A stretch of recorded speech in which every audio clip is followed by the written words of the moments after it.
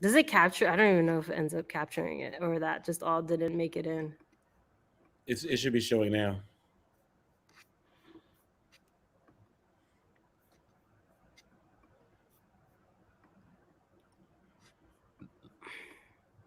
I will praise you for the rest of my days. Um, You know, you got that song in my head now.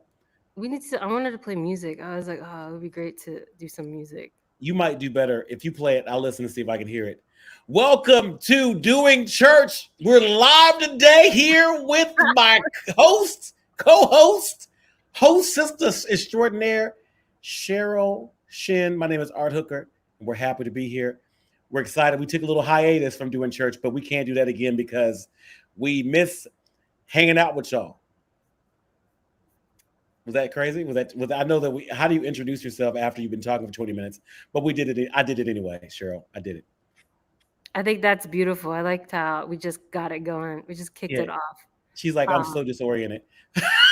I'm just like, what's going on? I'm trying to get it. I'm trying to get it to play so that I can see the chat. You know, in some of these places, they have people who are like producers that are just kind of there handling this other stuff. Mhm. So there'd be somebody who's Yeah. like managing the chat, and then like they'll like if Are we're you like, oh, saying we need do to we look need to up get one of something. those? Yeah, I don't know. Somebody has the gift of production. I think we should do that. She's like somebody that should be you. No, not if you're like in it. Like while you Yes, I if know you're you're like right. in it, I, you can't be doing all that. I I have an intern that can do it. I can get him. Maybe we should get him for next week. Yeah, that'd be fun. And then like he could just be in the chat. I mean, there's a lot of things we could be doing. I think it'll Hmm. definitely be like there'll be more exciting stuff to come. Hmm. I'm excited. Hmm. But yeah, I like the flow. I like the we're going to church every week and we're just giving people a chance to fill in the blanks. We're not just there to church shouldn't be like that kind of podcast. It could be this kind of podcast, but not I that kind think of it can be. podcast. I think you're right about it. I because so I was at church yesterday and I was and the whole sermon was around like why is the Bible real? Like is it true? Like why is it true? And he was going through like evidence and the historical sort of reference point that we talk about. And I just the whole time I was like, man, I would love to talk back or to pause this sermon and talk about it. Yeah. When he was talking, I'm like, oh man, this requires a discussion because a lot of people what he was explaining is not something that a lot of people would understand, or at least we don't usually have those conversations. You know, like this was like when you look at like the Iliad, right? Or if you look at like Homer, and the fact that when those they're less than what 200 copies of that, and you know what I mean. And then where you look at like a lot of the even we're not even talking about Old Testament, we're talking about the New Testament, and how there's like thousands of copies of that, and then just being and then the time were written, were maybe 70 years or so after later on, where other writings were like 1,000 years, stuff like that was crazy. So it's cool to hear him talk about that. But I mean, I usually I'm reading those books versus experiencing them in the way that we would do church. So it's intriguing. Yeah. I think that like And I please don't fact know. check me and change the facts because you might know them better, Cheryl. I feel As far as like I feel like a lot's going on in the world. I would say that was it 2016 really made me see church different. 2016. And yeah, it was 2016, right? 2016. Yeah. 20 the last 4 years, this election year, yeah. Um because it felt like if we didn't agree with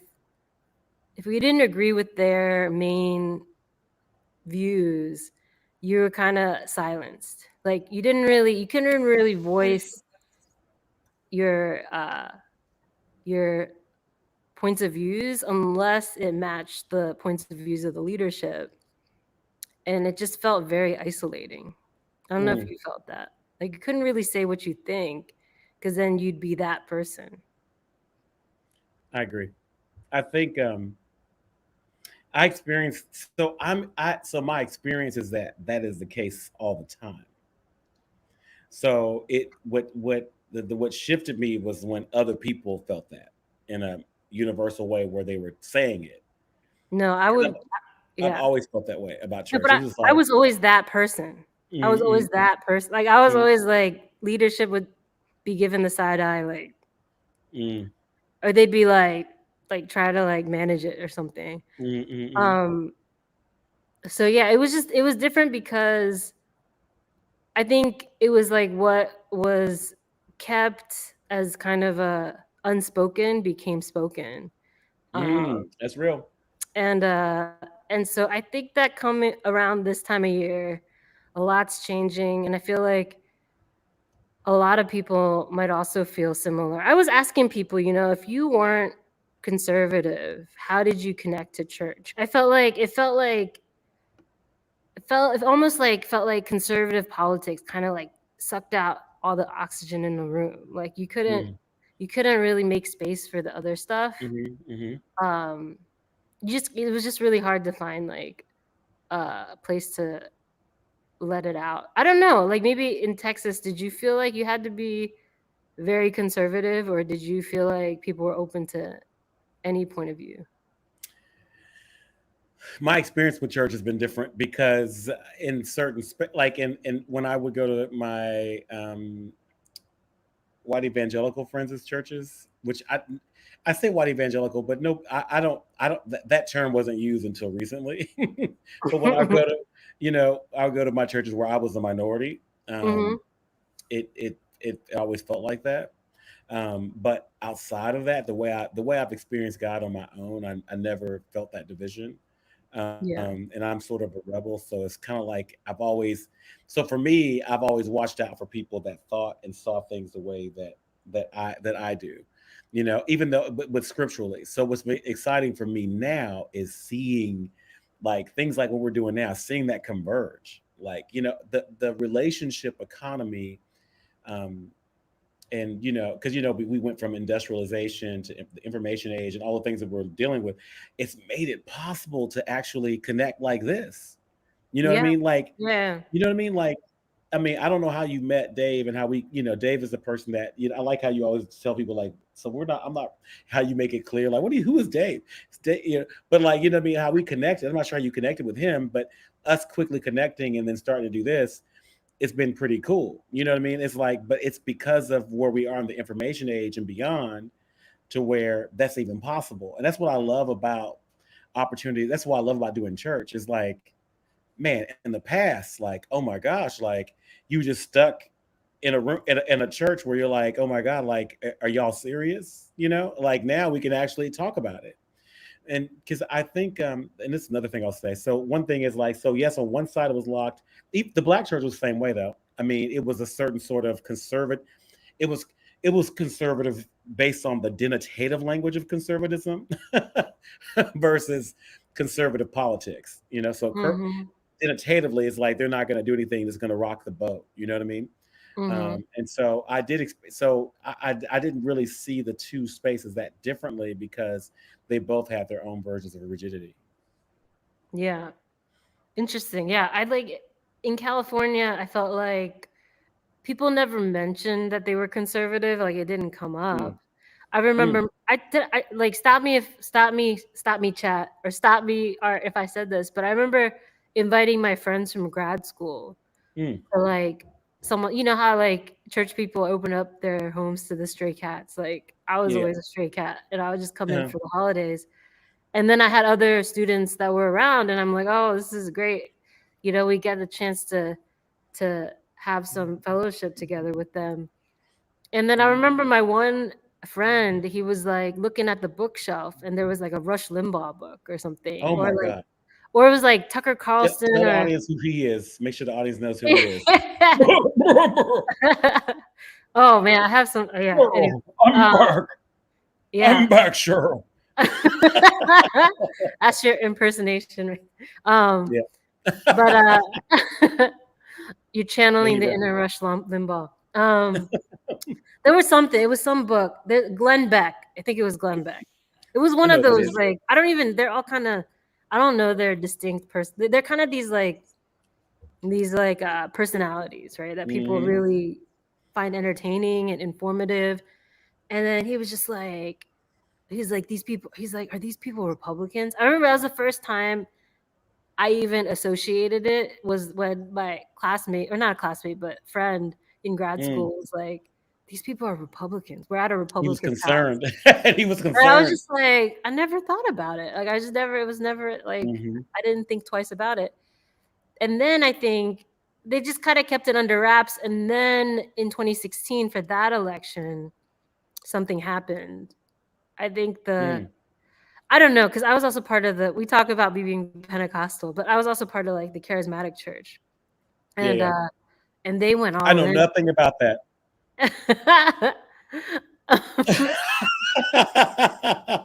Art spends like the beginning of this praying in tongues, like right before we get Yeah, started. it is. So, It's like, been tune in wild. It's early been if you want wild. to watch that. But like they just kind of went all in on that, and it Mhm. was just like I saw a side of people that I knew that I never saw before. And Mm. in some ways I had already kind of moved away. I moved like to a like I had like basically left school. I was like graduating. Mhm. And so it was like just in time for that. I got Mm. moved to like kind of newer communities. Um and then I think things kind of, for me it was like when the next election cycle happened, and then Mm. they stormed the Capitol. That was where I was just like, oh my, I'm like, there are people I knew who went there. I was like, how does this even make any sense? And then that's where I met Dave, the Oh, wow. famous, the Dave that we talk about like every other show. What do we do? Because because you brought this up, I just have to ask you this because I like the way I'm talking to you now is I talk. This is the way I interact a lot with a lot of different people, and even if I know, even if I have a strong inclination, they're not going to agree with me. I talk to them anyway, Mm-hmm. and I've been running into a lot of people that feel comfortable with the storming of the Capitol, and even when I discover that, I just talk to them like it's normal. Like, okay, just what do you think about things? I had this really unique experience recently because I love people. I'm clearly an extrovert, so I thank you for working with me here. But I was like, wait, because I think when we were talking a few weeks ago, I was like, I don't know if I'm an extrovert. I'm like, no, I'm an extrovert because like I talk to random people and it energizes me even when it gets bad. But I had this conversation with this guy and he was talking about immigration and because his family came here from Poland or something like that.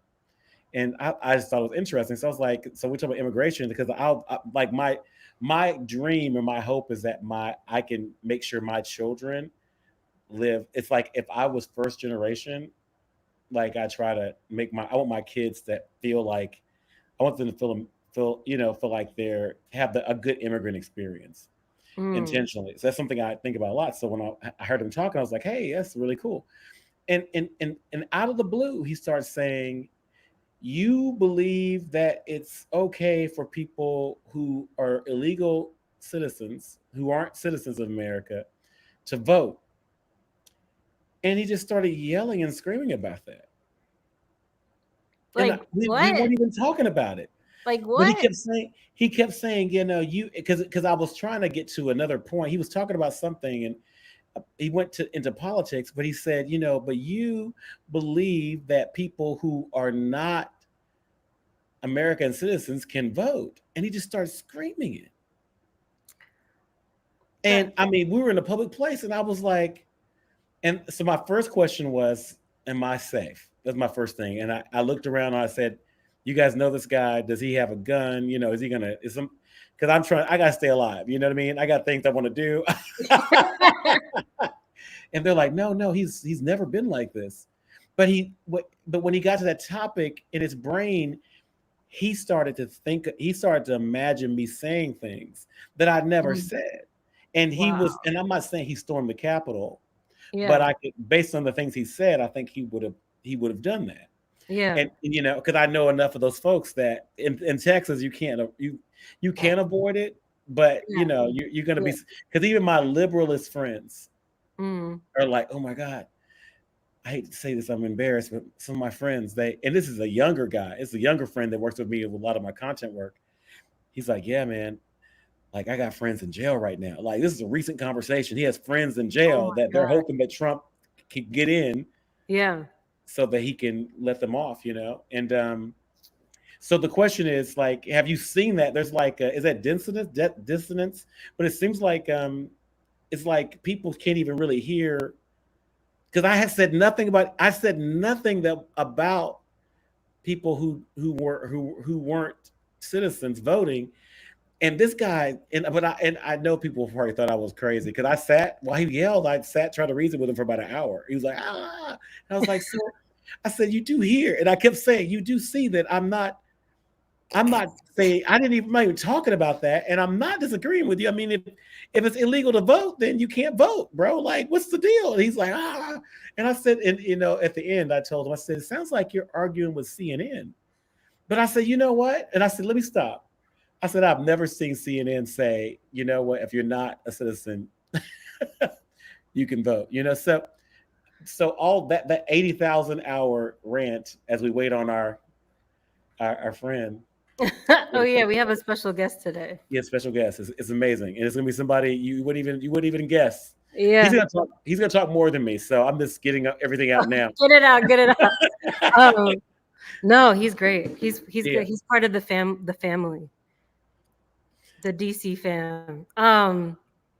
Yeah, I hear that. It's like you got so much patience. I'm like, Art, what do you think? And you're like, I can see where they're coming from. And I'm always like, wow, Art's gonna be the good guy. It's like, how, not Mm. to bring it about cops, but you know how there's good cops and bad cops. And I'm like I'm gonna be the one that's always like, I don't know how I feel about that. And you're gonna be like, I can see where they're coming from. I can see like you're so like gracious. But you need to be the way you are, because part of it is like it's not safe for me to be that way. It's never been that safe. Yeah, yeah, And so I don't know, like, so that's like I could go to therapy, or just have no. friends that can tell me, no, this is not right, because I have like Asian female privilege. Like there's stuff I've done. My husband will be like, if you were a man, or if you were like something, it's like you couldn't have got. I was like, there were times where I was like, I'm too tired to go back to my hotel. I'm just gonna sleep in this hotel lobby. I was like in some other hotel. I just slept in the lobby, oh and my then god, somebody woke me up and was like, "Excuse me, do you need to go back? Like, do you need help back to your room?" And I was like, "Oh no, I'm staying like across the street, but it's too cold outside, so I'm just gonna rest here a bit." And then she let me sleep there all night oh my in the god, lobby. Yeah. Um, and my this partner, is my confessions. my husband was like. She's let me see He's like, partner. She's like, what does that no, mean? like Doesn't- that's not normal. People can't do that. Like if you were a different color, if you you know what I mean, you can't just like be like, oh no, I'm just here. Like I'll be all right. Check in. sometimes they won't get you on the race thing. You just never know when it's going to pop up, because everyone's not racist. That's the thing that Yeah, makes it very complicated. Because yeah. you know what I mean? Because everybody's not. It'd be easy if everybody was racist, but it wouldn't be easy. But it would make it. At least I could, I Right. could use ChatGPT for it. Yeah, I have another story of like, I don't know. I have a story of like, we were in Monterey, and it's a very like, it's a very it's not a very diverse community in Monterey. Mm. We're heading there soon. The end of this week is the Monterey Jazz Fest. End of this month is Monterey Jazz Fest. But one of the guys, he's like this retired. He's white. He's like wears polo shirts, like runs triathlons, like And he talks old like this when he retired. talks. He says hello. No, I'm joking. No, He doesn't do that. so he's like, he's trying to get to the festival because he's running late. He gets pulled over and he's just like, I don't have time for this. He gets out of his car and starts walking towards No, the police car. And it's just no. like, I gotta go, this. And then the police officer's like, get back in your car. And we were just like there's some people behind him. I didn't see it, but they were just like, we were like, man, that is like privilege that we don't understand. Like none of us would do that. But he just thought it was okay to do that. Not out of his car. If he was black, you would hear that applause.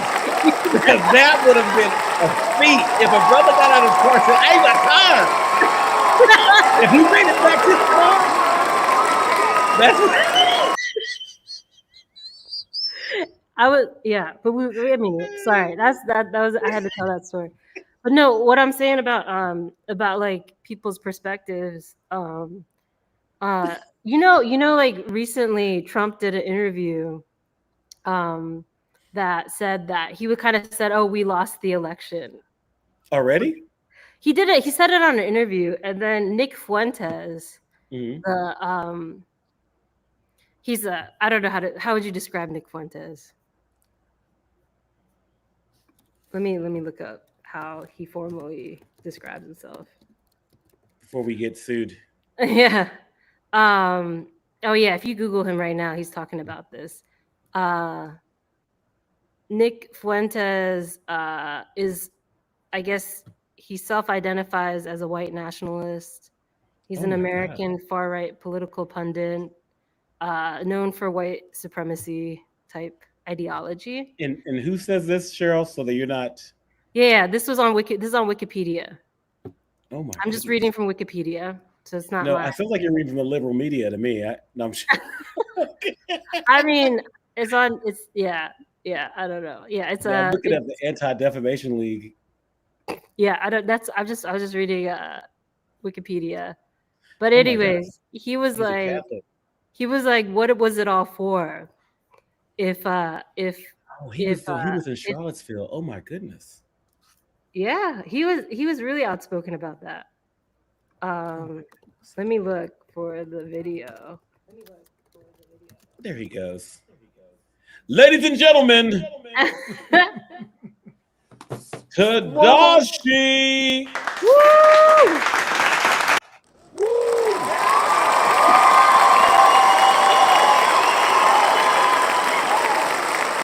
There we go. So we're gonna get started now. Now that we can, no, but Cheryl can let you know we're talking about some very deep things right now. Okay. Okay. I'm gonna, because Tadashi is really smart, Cheryl. So this might be.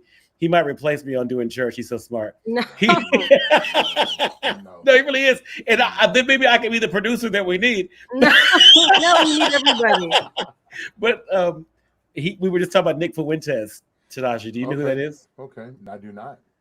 That's great, because I didn't either. But I'm reading about it. I'm feeling shocked. I'm sounding like a church mother being like, "Oh, Jesus." So you might want to tell him who he is. Sure. Yeah, I'm gonna let me pull it up. Let me try to find the right spot. But but let me. I don't know what's a good. T-Dot, look at you, man. I like your little setup. Come on now. Man, I'm trying, bro. I'm trying to be professional. I'm gonna share MSNBC. I know it's a certain way, but hopefully it captures at least the general story. We all know media can kind of spin things, but in general, I think the basics might be there. Just months before the 2024 election, Donald Trump has finally admitted that he did in fact lose the 2020 race to now President Joe Biden. What? I became president. And then the second time I got millions more votes than I got the first time. So I was told if I got 63 million, which is what I got the first time, you would win. You can't not win. And I got millions of more votes than that and lost by a whisker. All right. So then this guy, which fake news. I'll try. So Nick Fuentes has seemingly lost. That's the if he admits that whisker and everything that it is not too. It's bullshit. They sold out. They sold out everything that MAGA represented at one point, and everything that it was is no longer. It's just really sad. And the 2020 comment, it's like, wow, that's how pathetic it's gotten. He's admitting, he says, "Oh, I lost by a whisker." So what was the point? Like, what's the point of any of it? You lost in 2020. Seriously, I mean, what are we even doing anymore? Then you're a loser. Then you're a loser. You just lost. Then you lost to Joe Biden. You deserve to be charged. If he admits that he lost, Wait. then that Go ahead. No, is he saying this, or is he saying this? What is he saying that Trump should be charged? He's saying, like, why would you admit that? Why would you say that? Or do you really believe that? Unless you were guilty. Yeah. Yeah, and it's just kind of like, why, like, that basically is just like, screw all those people that stormed the Capitol. Does that make sense? Yeah. Yeah. Don't let them down. What? Don't let them down. Yeah, it's kind of like you got everyone to do this thing, and then you were like, oh, it didn't matter, kind of. Oh, goodness. the That could be DOD, used. or I'm sorry, the DOJ charge against him, because the charge is that he knew he lost, but he lied to defraud the people. That's the DOJ's charge. So why did we do Stop the Steal? Why did anyone go to January 6th? Why is anyone sitting in jail? Why did anything bad happen to anybody? Why did everyone get censored? Why is everything bad that has happened to the people that are involved? Why did that need to happen if you're just going to walk it all back and say, oh, I lost? Well, it would have been good to know that. Anyways, we don't need to go into all of it, but Wow. I just thought we were just talking about this, about how people kind of get wrapped up into these things, and how Art had this experience talking to someone, and they just kind of spun into this narrative of, like, you know, right and wrong, and then Art was on some side that he didn't even put himself on. Yeah. I told her about the dude I was telling you about earlier, T-Dot, where the dude was like screaming about immigration, and I'm like, bro, like, oh, you know what you talking about. I didn't even say that. What are you trying to do? Yeah. That's wild. That's wild, by the way. Let me move this closer so that you can hear me better. Oh Is yeah, that that's better? better. That's Look at better. that. All right, that's better. That's better. I feel very uncomfortable. This feels inappropriate. I like how Tadashi joins in the middle of like some spicy stuff. The most Real heated talk. of subjects. It's like, wait, what happened now? The It's January a segment. 6th. It's called Real Talk with Tadashi. Yeah, I see. This is a sit-up. This is a sit-up. That's what this is. It's like, let's get him on here now to talk about this. So who are you gonna vote for? So who are you voting for now? Now watching that, what do you want to do? You know, Tadashi's like, what? what? So I'm honestly like, man, he won if he won the last time, then he's okay. It's like, man, you won for real. So fine, you won twice. So you shouldn't be running now. But if you did not win, then by all means, bro, run. Just run now. But I get the point about I get the dude's frustration. Like, you had us out here on January 6th, bro, going crazy for you over something that you kind of knew wasn't true. It could be frustrating. I mean, yeah. How he could just boldface, like, just be like, whatever. It doesn't matter how it makes people feel. And then these people have to, like, do all these gymnastics to make it all make sense. Yeah, no, that's Mm. real. So you end Make up it make leaving sense. people. Honestly, it just sounds like he's upset and hurt more than like you can indict him if you want, but I mean, you're just hurt. I get it. I would be hurt too. You know how much flights cost to DC for me to go out there and do this? I went out to DC for you, man. So Tadashi, where do people find you? I feel like you got a website. Yeah, let's go. You got a YouTube. So right now, I would go to YouTube. I would go to social media of any kind. You got a And that's Wikipedia page. right. Wikipedia. That's under Tadashi. I got a Tadashi Wikipedia, everywhere. LinkedIn, Tadashi everywhere. I have a website, Tadashi Online, but that's soon to be under construction. So I say go there, but we're going to rebuild it and get ready for this new music and new ventures I'm working on. So yeah. It's good. Art, how'd you meet Tadashi? We're gonna build a wall. I met Tadashi when we started building the wall with Trump, and it's been great. I mean, we were like, bro, like, this is not right. Like, we can't do this. Oh And man. then Tadashi got saved, and then no. Yeah. Tadashi, you probably better understand how we met. Well, I was down at the wall selling hamburgers. Like that's how we met. I was there selling. No, I'm just playing. All the workers were hungry. I was feeding them. You know. We're like, look, we did not do that. We did not. We pay our workers. That's right. That's right. We pay them. We met honestly. So the way I met Art was I probably don't remember for real, because for me it was more of a meeting. For him, it was in passing. To be fair, so we were at an apartment complex, and I was in town in the Dallas-Fort Worth Metroplex area, a suburb called Denton. So I was in town visiting a friend of mine, and Art was leaving the area, and we ran into him. And so him and my buddy, our mutual friend, both, you know, what's up? And, you know, I don't know their dynamic, but now knowing the history of it, it's basically like running into a really good friend outside of where y'all normally hang out. It's like, oh, what you doing here? Good to see you. So they're connecting, they're building, they're talking and all this. And then he goes, oh, by the way, meet my friend Tadashi. And so Art and I meet that way. And that's how we engage. And there was probably after that moment, probably 2, 3, maybe other interactions that were around the similar level of level 1 communication. How you doing? Good to see you. Take care. Like it was like that.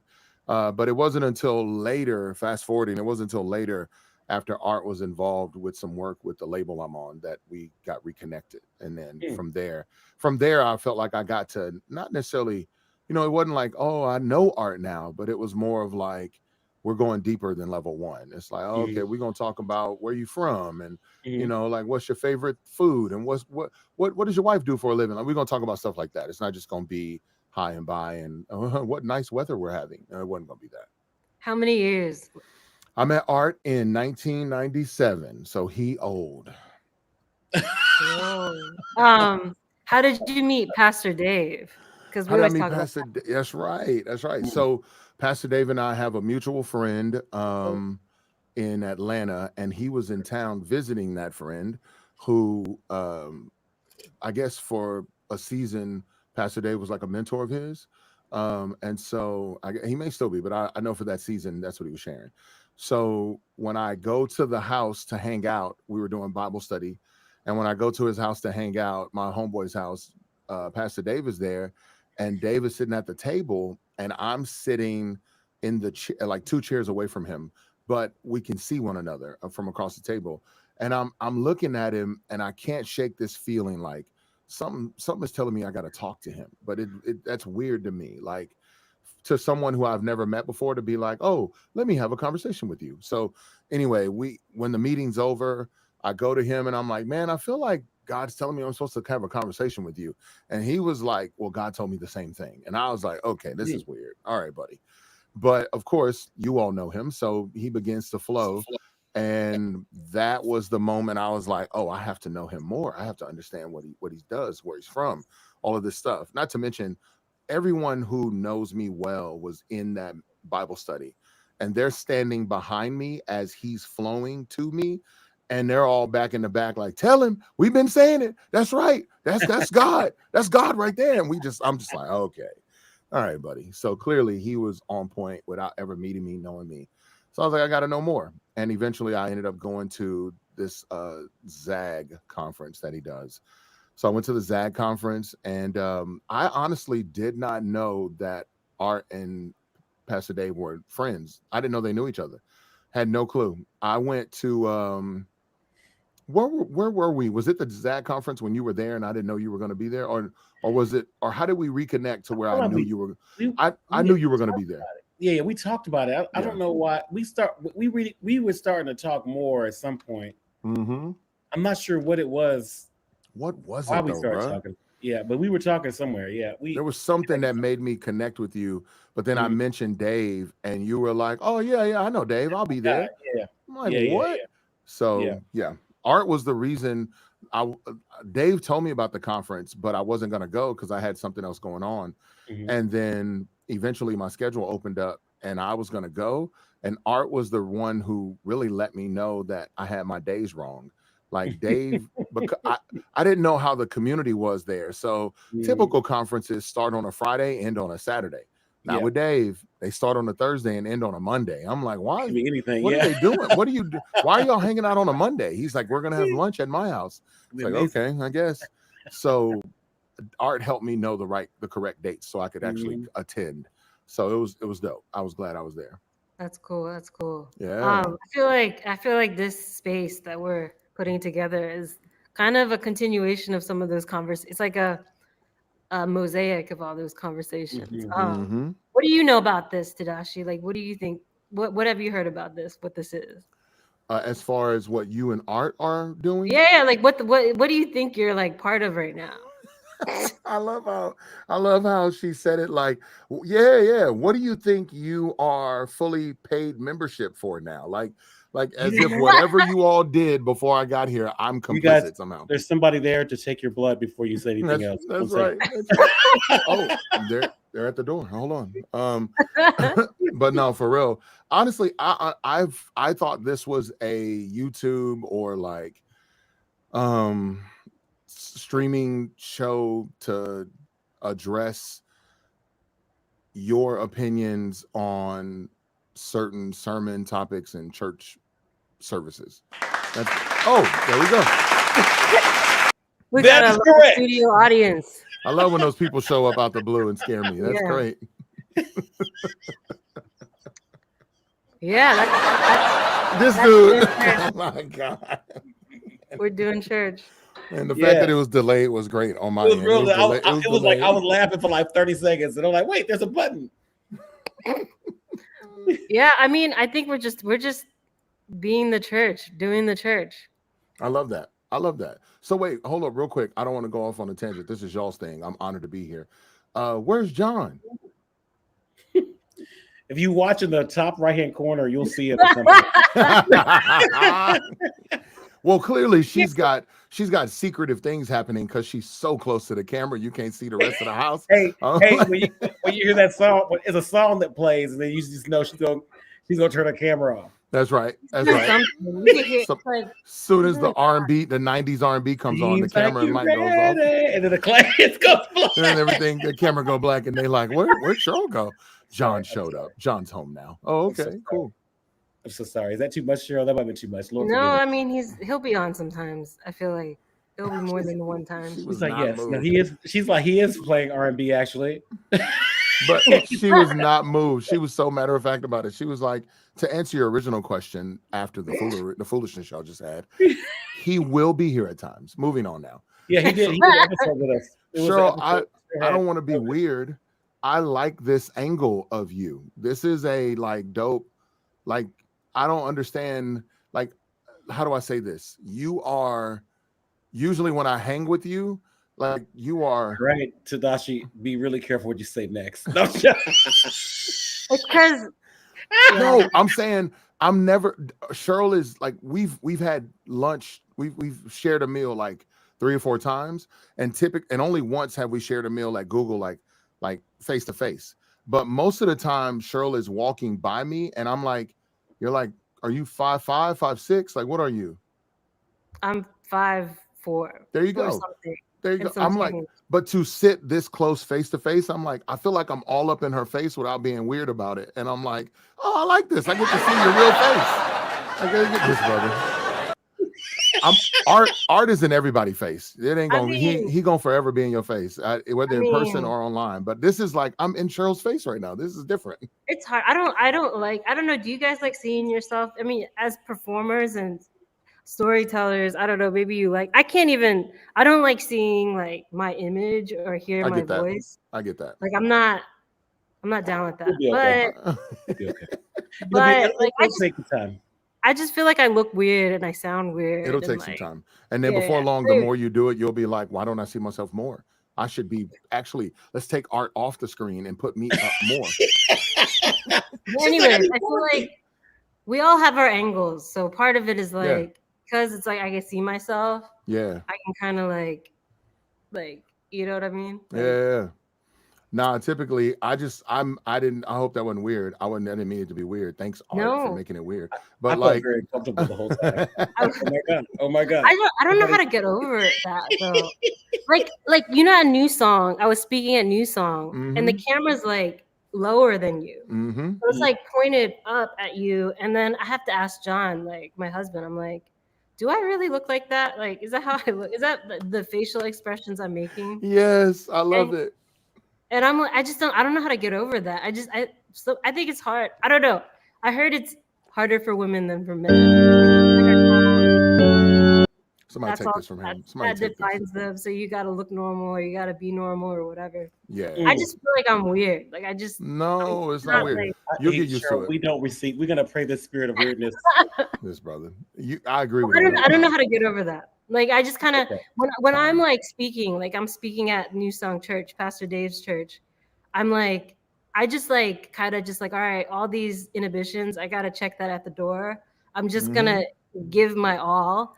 But then afterwards, I'm like, I can't believe all those people were looking at me. I can't believe like, what was I saying? Like, It's how just do I repetition. look?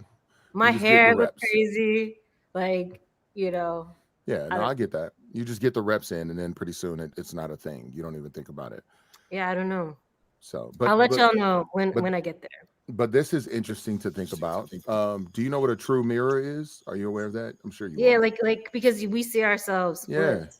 Yeah. And so that's also weird. Yeah. When I see myself flipped, yes, that's it, right. like, feels weird. Yeah. So even when you get used to how you see yourself on camera, you still go, but that's even not the real of what they see of me. Like you still, it's like you'll never really know what they see. So you just got to be comfortable with what you see. Yeah. I don't know. Art, how do you feel when you see yourself on camera? I started overcoming it with a low self-esteem as a child. Can you guys hear this Madonna song playing? No. What is that? It's probably good because I don't know if it's safe to show. It's Vogue. Somehow the song Vogue is in my head. Okay. No, we don't hear that, brother. Thank God. Yeah, I don't. We have to be careful with music too, because they'll shut you Oh down. yeah, they'll We flag can't us. play. We can't even sing any Disney songs because all of a sudden they'll come after us. You can't Oh my say gosh, Disney. you know what they say. But you know what Tedashi's performed at Disneyland, Disney World. Yeah, that's right. I have. Yes, yeah, he's for me, I've just gotten over it because I was a little kid when I was 10 years old or so. I look at a mirror and just cry. Are you being like funny or are this. you for real? No, unfortunately, I'm being very This true. went really deep, really quick. Okay. All I right. did, It's but a I real did. I would place. look at the mirror and I would just go, and it was very sad. Actually, it was quite sad. I remember, and then it was one day. I remember particularly. I had this tight T-shirt on that we couldn't afford any other clothing. Then I went I went to the bathroom and I was gaining weight. I didn't know why, and I was in the bathroom and I was looking in the mirror and I was crying. But I was like, I sucked it up, wiped the tears off, and I went into the auditorium because the auditorium before school starts. And this is a real story. This is a true thing, right? It's like, oh man, this is why I need to go back to therapy. So then I go into the auditorium and I'm sitting with this kid. When you're a little kid, about 10 years old, your voice is like this. Right. I was in there and I was talking, but I've always been a social kid. So I was talking to this kid and I was laughing. I was like, ah. And the lady in front, she said, who's that talking? And she's like, is that you talking and laughing? She said, what are you laughing at? I said, I'm just laughing because he looks funny. He's making funny faces. And you know what she said to me? No, don't say it. She said, have you looked in the mirror lately? Oh man. And it's like maybe 300 kids. It's a grown-up that did this. Yes. She said, look in the mirror lately. And I sat there and I was just like, it's like, ironically, I was just staring at the mirror crying. And then I come into the room and I'm trying to shake it off, laughing with somebody else. I didn't mean he actually looked funny, but a teacher told me that, So I say that to say, Cheryl, believe me, if you feel like you look weird, you don't look weird at all. Like, you're different. good. It's different for women. You got daughters. Y'all have daughters, right? Yeah, I have. I don't. Art does. I do not. Oh, you know what? I agree. It is different, and I can't even relate fully, to be honest.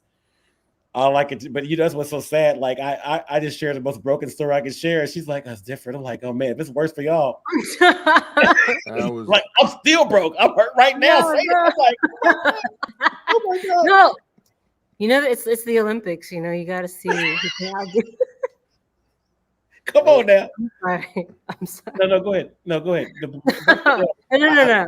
Hearing that. No, I think that it's crazy how those memories. Wow. It's like sometimes I can't remember what I did last week, but those moments, like the one you had, it's just such a party. Like Your mind just replays that for you, like at the Mhm. weirdest moments in time. I get that. But yeah, but the story doesn't end there. But God, But God, and but here God. you are today. I wanted her so bad to say, but the story doesn't end there. But God. Oh no.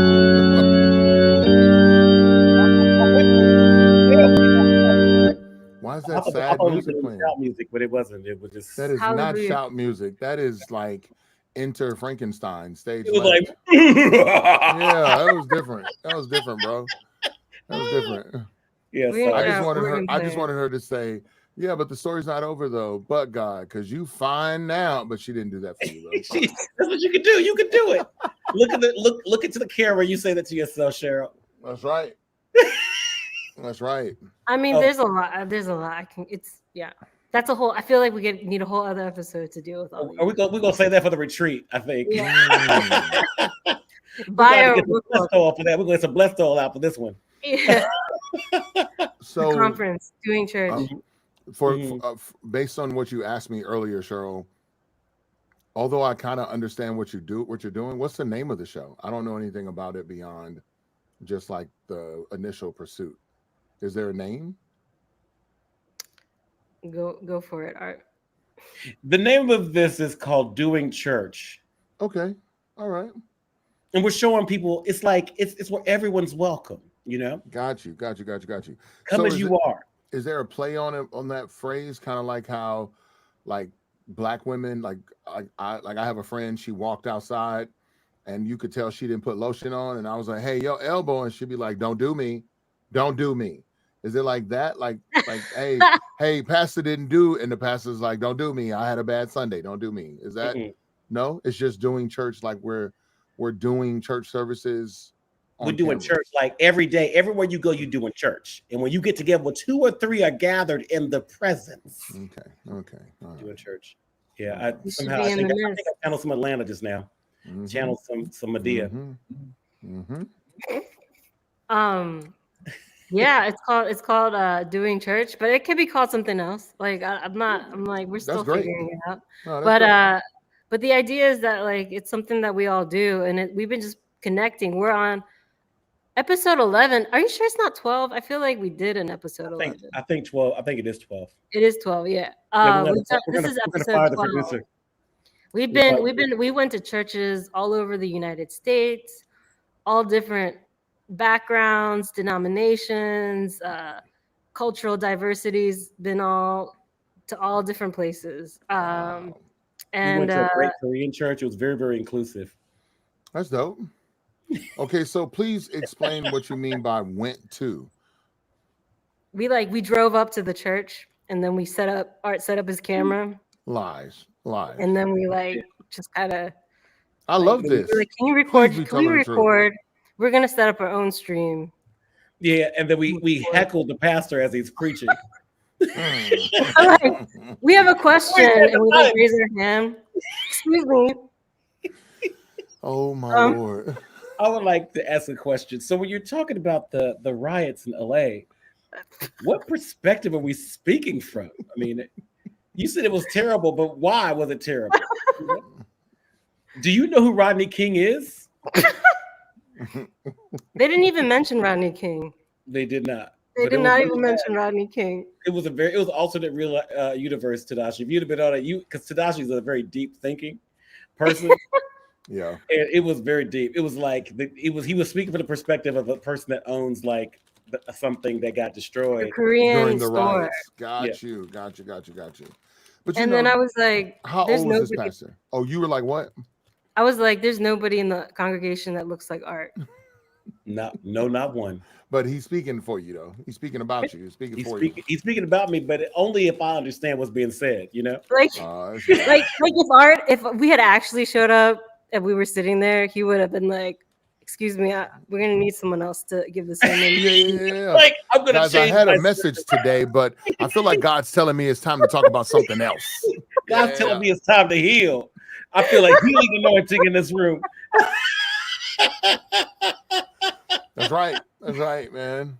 I mean, it's Lord. these moments, like literally every week, like we're to go through like this in the season finale, but every week it's been a thing. Like we just wouldn't even expect it. We went to Kamala's church, and we were just like, you think they're gonna say anything about her nomination and all that? It was a weekend and a half. It's all Yeah, they they talked went about. there. It had to be all they talked about. Well, I mean, I was shocked. I was like, Cheryl, they really going in. Yeah, what struck it's you how with they that? went in though. Yeah. They did it during prayer time. Oh, They just spoke their minds as they talked to the Lord on stream. And they wouldn't even say his name. They were like 45. We can't believe it's not even a competition. And I was like, Oh my He's Lord! like, Oh, to him who man. shall remain nameless, Lord Jesus. I gotta Lord see. Jesus, they were like, Lord Jesus, he did all these crimes, Lord Jesus. and the He church and he these who we do church not people speak are of. voting for him. Mm, It was like mm.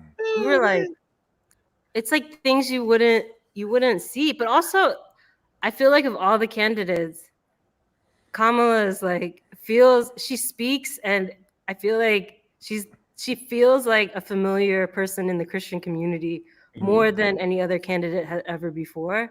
Like I don't feel like I didn't see Obama as like I know he went to church, but he didn't give that like church vibe. Whereas I feel like Kamala does have that cultural aspect, like Yep. authentically part of like who she is. Yeah. Mhm. But yeah, anyways, it was interesting to go to her church because I wanted to get a sense of what her Sundays were like. Right. Right. And that was right. pretty cool.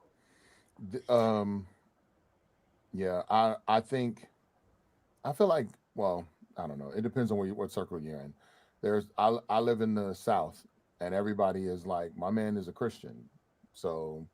But then you go to the other parts of the country, and people are like, yeah, she really loves God. I'm like, oh, okay, all right, well. I guess everybody loves God in this election then. But but if you ask the other side about the other one, it's like, no, they hate God. I'm like, okay, there it is. Well, I don't know. It's crazy. We were gonna try to figure out how to whatever the equivalent of Donald J. Trump's church is, we were gonna try to go there. Today. 45. We explained it was a cultural moment though, Tadashi. I We believe were it. like, I was like, pause. Like, we need to explain to the audience, like those who are watching, Mhm. what Ah. 45 even means. So Yeah. I have to be to piggyback off that. I have two friends that are friends who are very much so like they don't say his name. They just say 45. They Yeah, don't say yeah. his name. Me too. I I wonder have if it's in her membership contract, her covenant, her church covenant contract. Like, if I'm a member here, you can't say his name. You got to say 45. I wonder if it's in it. You think it's a part of it? Like, She's like, I want the lawyers have to look at it. what I wanted It's to know. good. So, like, I didn't grow up in church. We went to church later in life, and to be fair, my mom was going more than I was, but I got serious about church toward the end of high school, but became a Christian in college. But in all the scenarios where I've been to church, black and white scenarios where I've been to church and political figures showed up, I've only seen one time where it felt like a infomercial. The rest of them really felt like this person this is my thing. I'm like, you believe that, so who am I to question you? I'm like, it's like that. It's like, you believe it, so I don't have to believe it, but you believe it. So you believe this. Good to know. But in my mind, I'm just like, at some point, I just can't. I'm not called to separate the wheat from the tares. So I just I gotta kind of let it go, and just go. All right, well, I'll look for fruit, and then we'll see what happens. But it's politics, man, and it's politics for the presidential office of one of, if not the most powerful country in the world. I'm like, there's not gonna be. They're not doing vacation Bible school activities to see who's gonna win. So I'm not foolish enough to think they are both 100% only gonna do things by the scriptures. America is not that Christian for that to happen. Oh, did I send you this? I was gonna send you this. Biden talks about his church. Yeah, he's Catholic. This was like when he came to your church, Tita. Say it again. This is what it's like when he came to your church. Yeah, there you go. Yep. Why are they trying to make Biden feel like he don't stick out? Why are they doing that man like that? But you know what? But you're right. Look at Kamala though. Kamala seems like she's comfortable.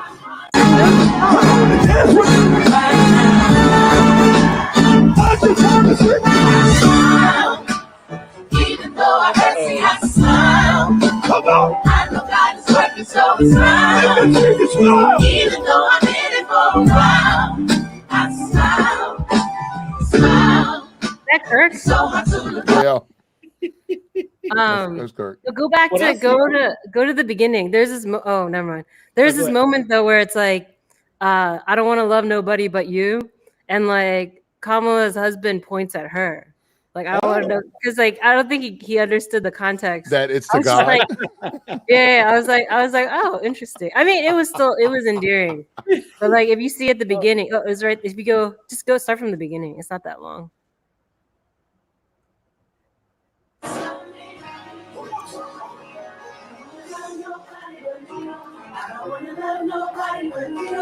Yeah. I never noticed that. But you know he loved her for real though. You can tell he ain't playing. I mean, she knows the song. I was like, that's cool. Me and Kamala listen to the same music. That's interesting. This is online, so I don't feel like it's the safest of places, but y'all feel safe. So I'll just say, I don't know if she clap on 2 and 4 all the time, man. That bothered me. It bothered me, man. You should have like, seen her church. You should have seen her church. Like that I would. It's a very like. It's not like.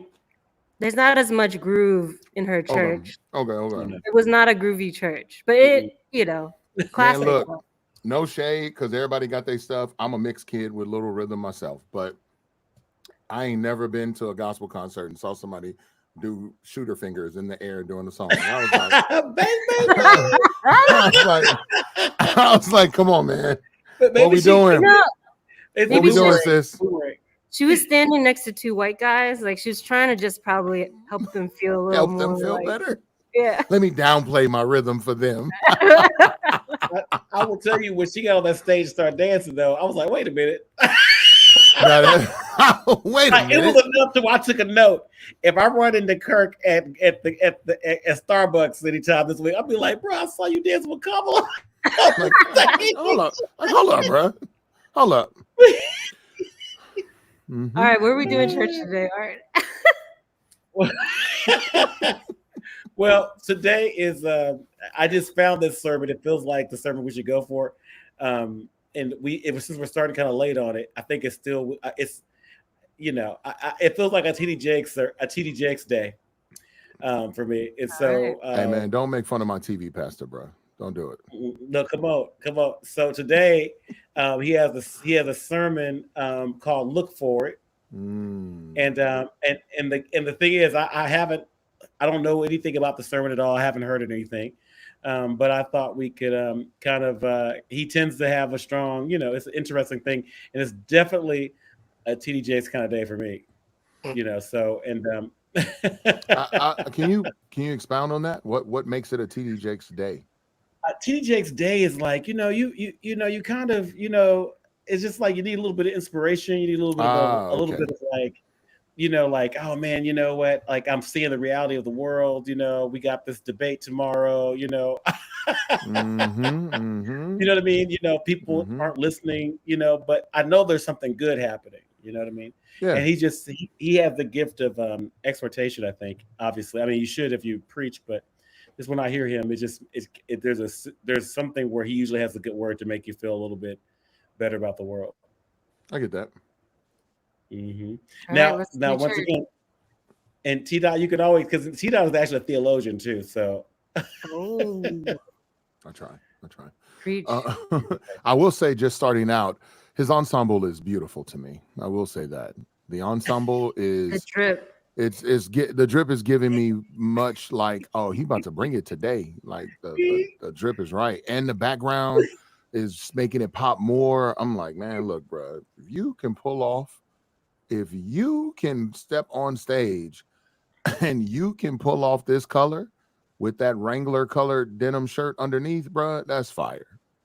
He's a big guy, right? Big. He has some size to him. I wouldn't call him a big dude for real. He's like 5.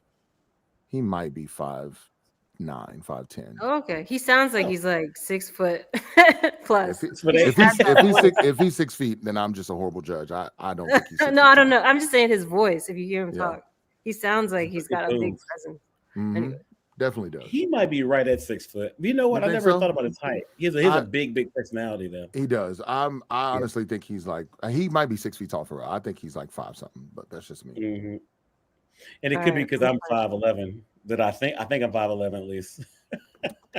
My driver's license say. Dude, he's 6'3". No, he's not. Oh, I see. I knew it. True. I knew it. The internet never lies. I've met with this man so many times. He is not taller than me. You're like 6'8". How tall are you? 6'4"? I'm 6'2". He is not taller than me. You know what? Yeah. He doesn't feel tall. But I mean, celebrities do that though. They'll like, not celebrity. Maybe their PR teams or whatever. Oh yeah. Yeah. I don't know. Look It's part for of it. his image. I'm really curious about what is he telling us to look for. Let's see what happens. Yeah. Times in history, and one of the most opportune times in history is for us to do things that we've never been able to do before. Technology's made it possible for us to reach people that we've never been able to reach before. Times are changing up under our feet. You cannot fight today's battle with yesterday's bread. Come on. That's why the Bible said, give us this day our daily bread. I don't want to eat. In fact, the Bible wouldn't allow you to eat yesterday's bread. It would mold. You can't eat old bread. We got fresh bread in the house this morning. Come on, talk to me, somebody. If you're looking for the dates, are March 21st through the 23rd. It's going to be here in Dallas, Texas, not at the church, but downtown at the Kay Bailey Hutchison Center. We're inviting you to get your registration in as quickly as possible as we wrap up the final details of getting ready. If you haven't got your hotel room, you ought to get your hotel room because your Aunt Nene don't want to keep you on the couch. Get your own space and hurry up. Go to our website. You can get information how you can get a room. Some are saying that there are no rooms. There are rooms available. If you go to our website, you can get the information that will help you to get to the next level. Can you say amen, somebody? Amen, somebody. In the book of 1 Kings, chapter number 18, verse number 42. Yeah, I forgot. That's how anxious I am to get to this today. PMT, serve the people of God.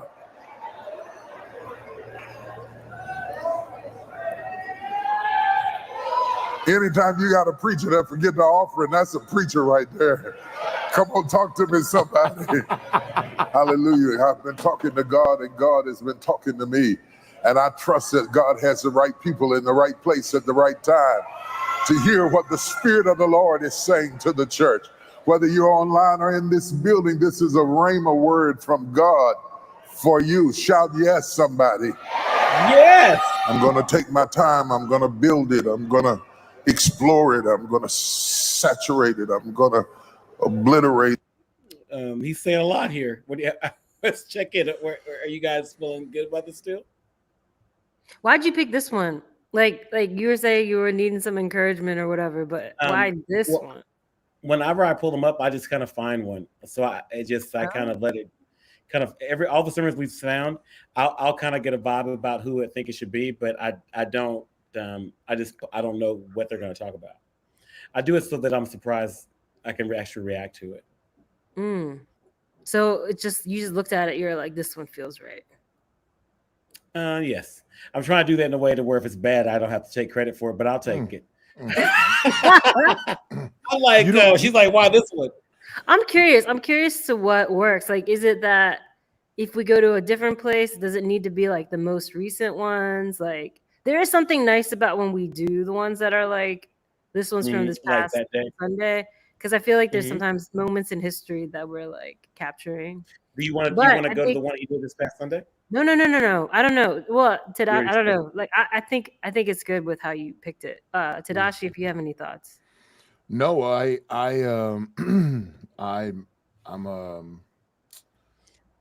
feel like it might be good to. So yeah, I do have thoughts. I have a bunch of thoughts, not necessarily all about what y'all were discussing either, but so that's why I was like, no. But I think it might be good to go to, if you want to like think about, okay, well, I'm gonna pick the one. Which one should I pick? I think it might be good to go to the text and just look at what it is, but at a glance, not like read He's it. a real Christian. We got a real But- Christian on here, sure. He's gonna read his Bible. What do you think about the message? But No. I think what I think about the Message version of the Bible. Yeah. I have, so the old legalistic me would have been like, it's trash, never use it. But I don't think that way anymore. What I think is there are certain versions that exist that for our convenience works better in certain moments than others, for the sake of the audience, for the sake of the person reading it, for the sake of the ultimate theological points you want to make, because not every Bible version is gonna I think even if they all accurately give you the word translated, like the actual Greek or Hebrew word translated, it doesn't mean that they're writing it in such a way to where at every instance the exact context is coming out, because they're staying true to the translation more than they are to the text a lot of times. It's like, I Yeah. want to make sure the translation is clear, and to do that, you might have to fudge, or not fudge, but like, like give a little leeway on ultimate understanding of that verse. So certain ones work. Yeah. My judgment of whether or not the message works for this will be after he delivers the message. I'm like, oh yeah, brother, Yeah. that text don't do that. But for Art's desire of being encouraged, I feel like the text is one that would be encouraging. So I'm like, all right, let's Yeah. do it. I am curious. My thoughts earlier were more on like, is that his water glass on the thing? Is that what that is? I Crystal? think it is. And then is that a steel drum that Jamaicans or like islanders use to play? Like what is That's that his on? chair. This is That's cherry. a chair. That's a chair. I can see how it looks like a steel drum though. Oh, I see the chair now. The cushion's in the front.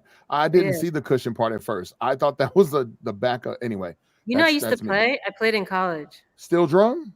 I played steel pan. Yeah. Still played the pan. double That's tenors. wild.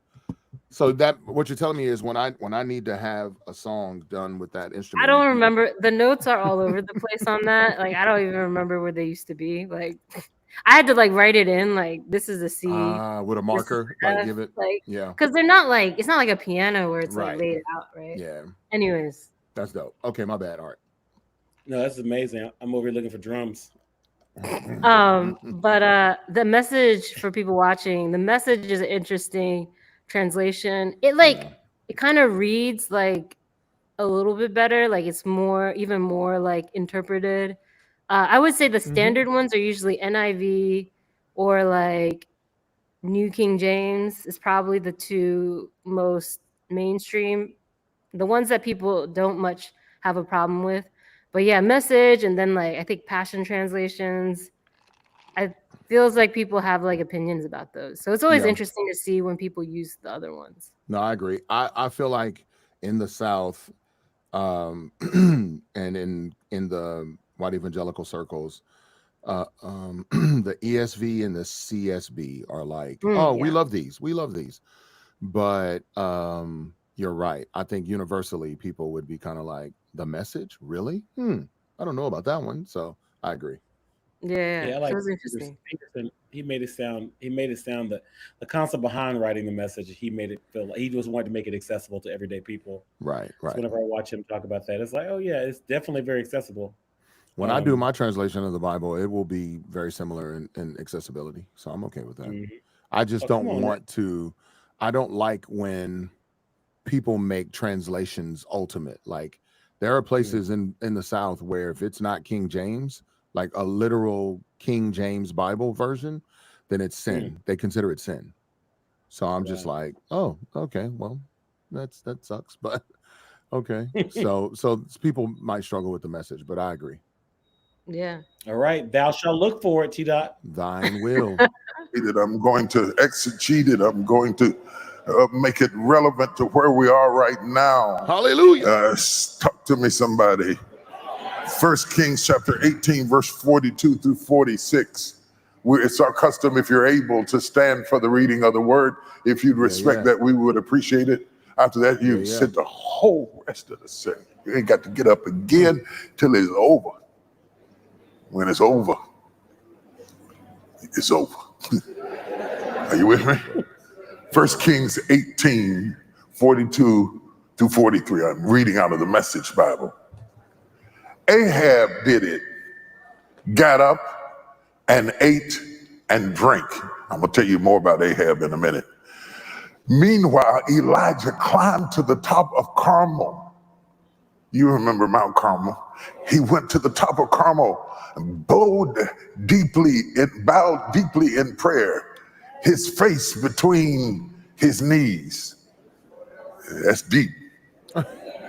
His face between his knees. He couldn't have had no stomach. His face. I'm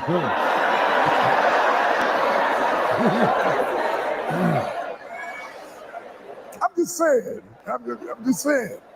See, when I read words, I see pictures, but I'd have done better trying to bring my knees up to my, anyway. He bowed deeply in prayer, his face between his knees. Then he said to his young servant, on your feet now, look toward the sea. He went, looked, and reported back, I don't see a thing. This is what. Keep looking. Somebody holler, keep looking. Keep looking. Keep looking. Said Elijah 7 times if necessary. Yeah. And sure enough, not the first, not the second, not the third, not the fourth, not the fifth, not the sixth, but the 7th time he said, oh yes, a cloud, but it's very small, no bigger than someone's hand rising out of the sea. Small cloud rising. Quickly then, on your way, tell Ahab, saddle up and get down from the mountain before the. That's Dave's book, right? Small cloud rousing. Yeah. Rousing. Yeah. Just like he bowed to his knees. He bowed. Wow. Come on. You're so funny. Small Cloud Rising. Plug in Dave Gibbons again. No, I don't know. I didn't read it. I have it. Should I read it? Did you read it? I don't know it. I didn't know it existed. I had no clue. I think we should direct people to the new book that's coming out right now. That's out right now. Oh yeah, The Shape of My Eyes, Dave Gibbons. Shape of My Amen. Eyes. Yep, Amen. it's a great one. Eyes were involved in the looking at the cloud, so the shape of them might matter. Mm. There's the plug. All right. The rain stops you. Good God. Things happen fast.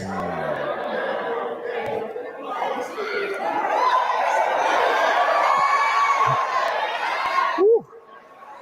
This word don't need no preaching. It'll stand all by itself. Things happen fast. Look at somebody say, things happen fast. Things happen fast. Things happen The fast. sky grew black with wind-driven clouds, and then a huge cloudburst of rain with Ahab hightailing it in his chariot for Jezreel.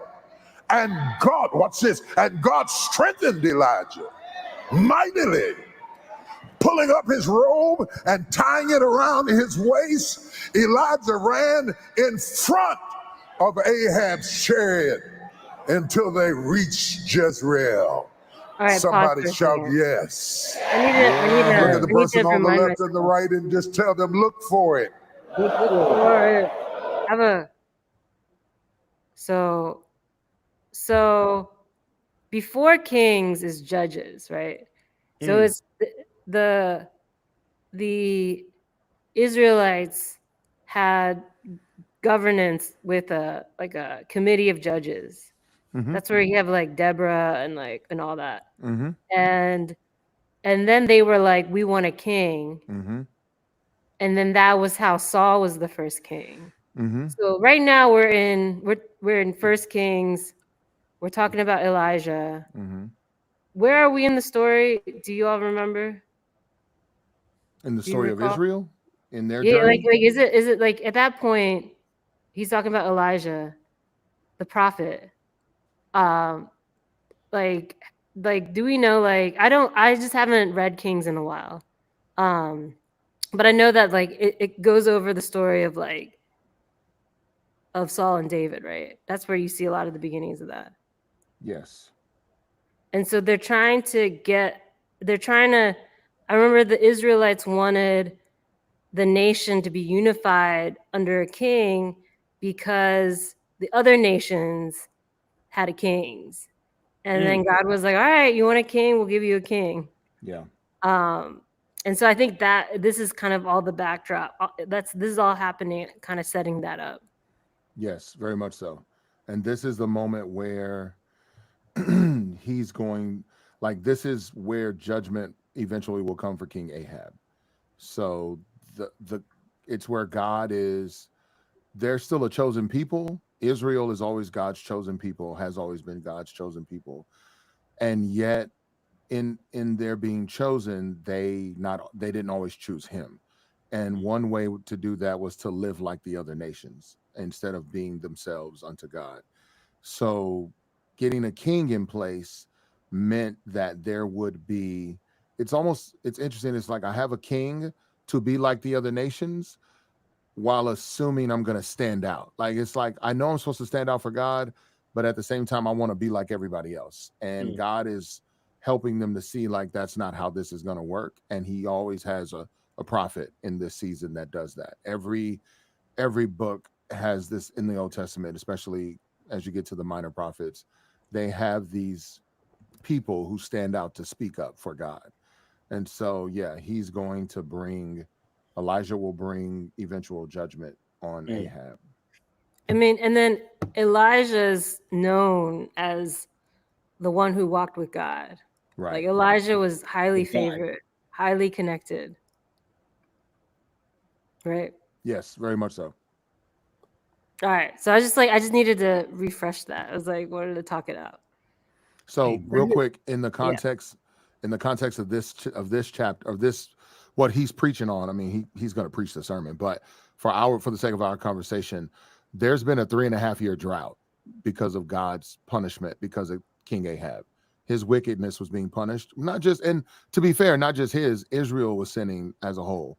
So God brought a drought. And so now this is a moment where the drought it's like, oh, there's a cloud. There's been a 3-year drought, bro.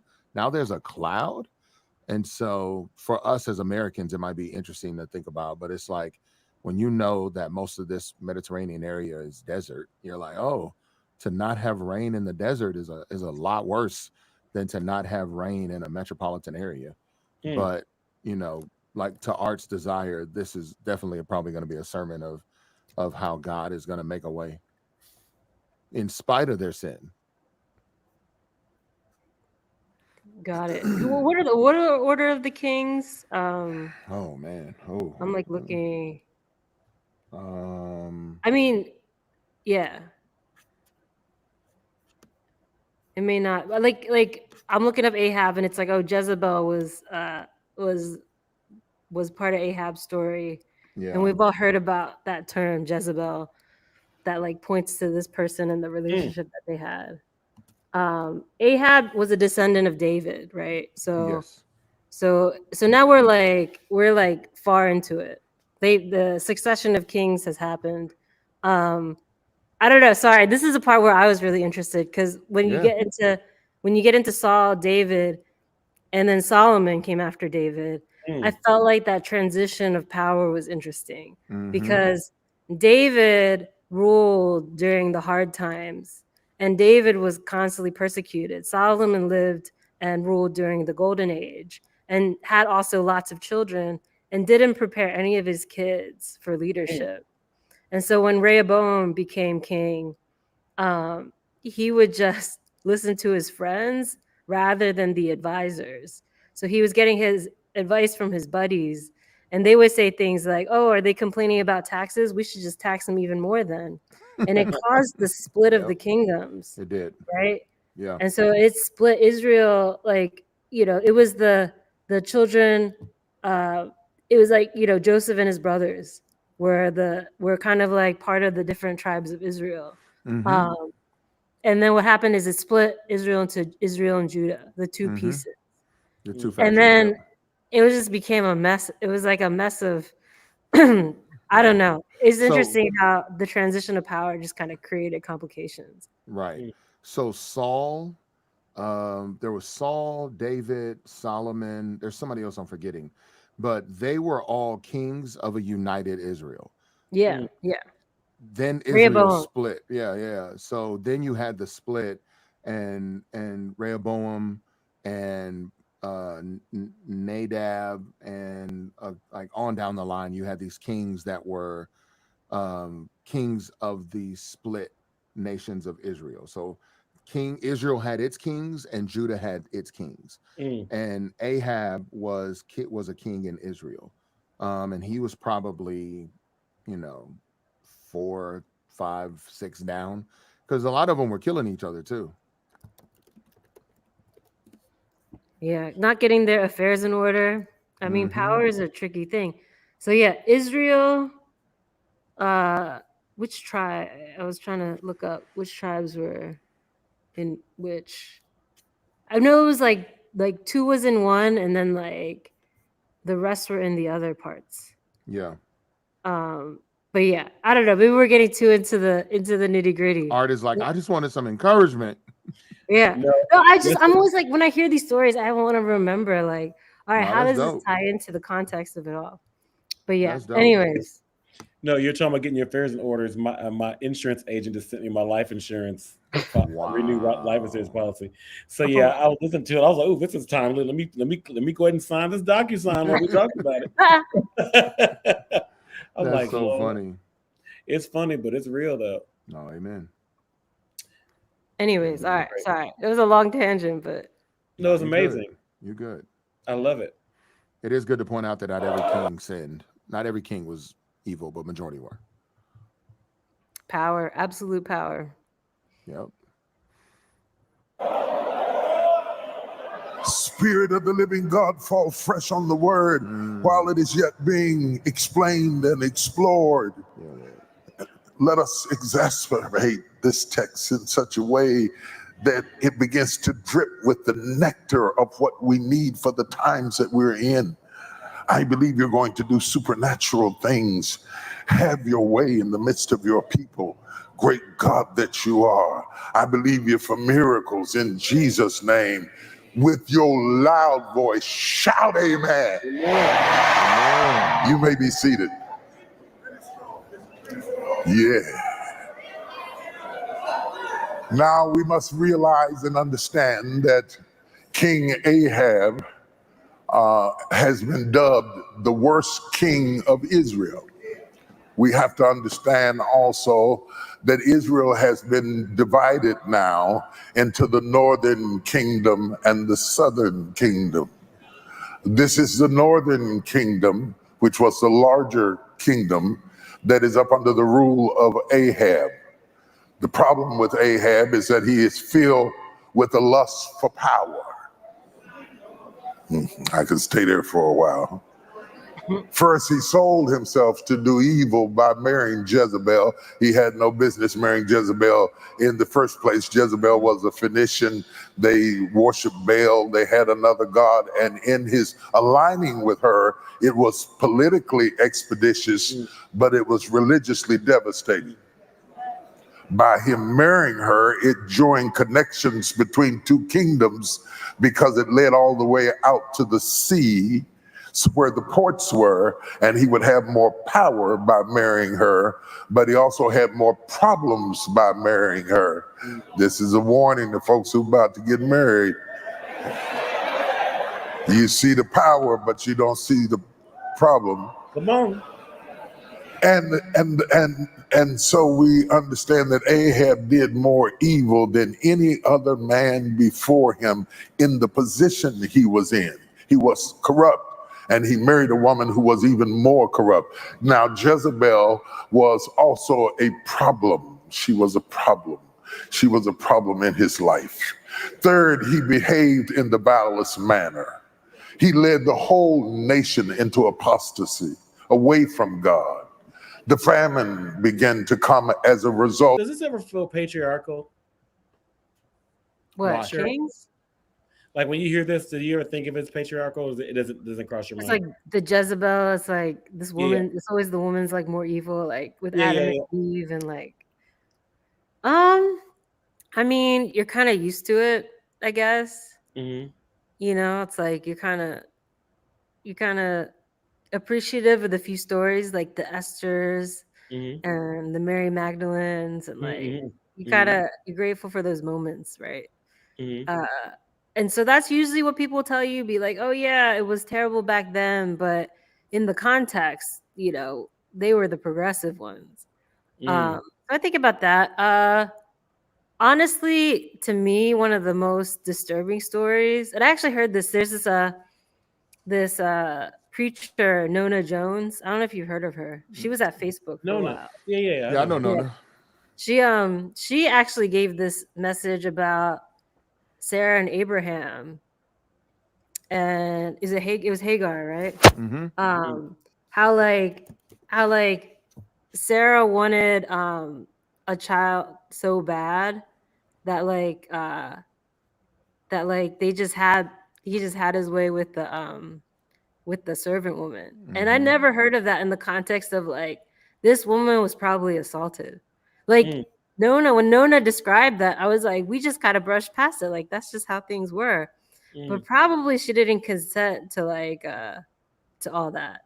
And Mm. so like it was just, I don't know. I feel like there are these moments that I haven't really revisited in quite that way. Mhm. But yeah, I don't know. It's kind of also business as usual. Like, yeah, of course it was kings. Of course it had to be like, you know, men were the leaders and stuff. But why do you ask? I don't know. It just stood out to me just now, and I was just curious. I've never been able to just pause the sermon, and ask, "Hey, how does that land? How does that land for you?" Yeah, it does feel like often they're like blaming the woman. It's like, Mhm. oh yeah, like it wasn't my fault. It was the woman. Like she made me do it. You And know, Samson and Delilah. Like there's all these stories. I honestly notice it more too as I'm studying the Bible with my girls and my daughters. I'm like, oh my gosh, like, it's just like it has a different sensibility because I'm looking at it, I'm watching them react to it, and then trying to explain to them, and we're digging into it, and it's always like, wait, I never would have thought of it that way if it wasn't for them. So I was just curious. Very Yeah. good. I want to know what did he say that made you think of that? It was really the whole thing, particularly the Jezebel thing, because I just was raised hearing that a lot.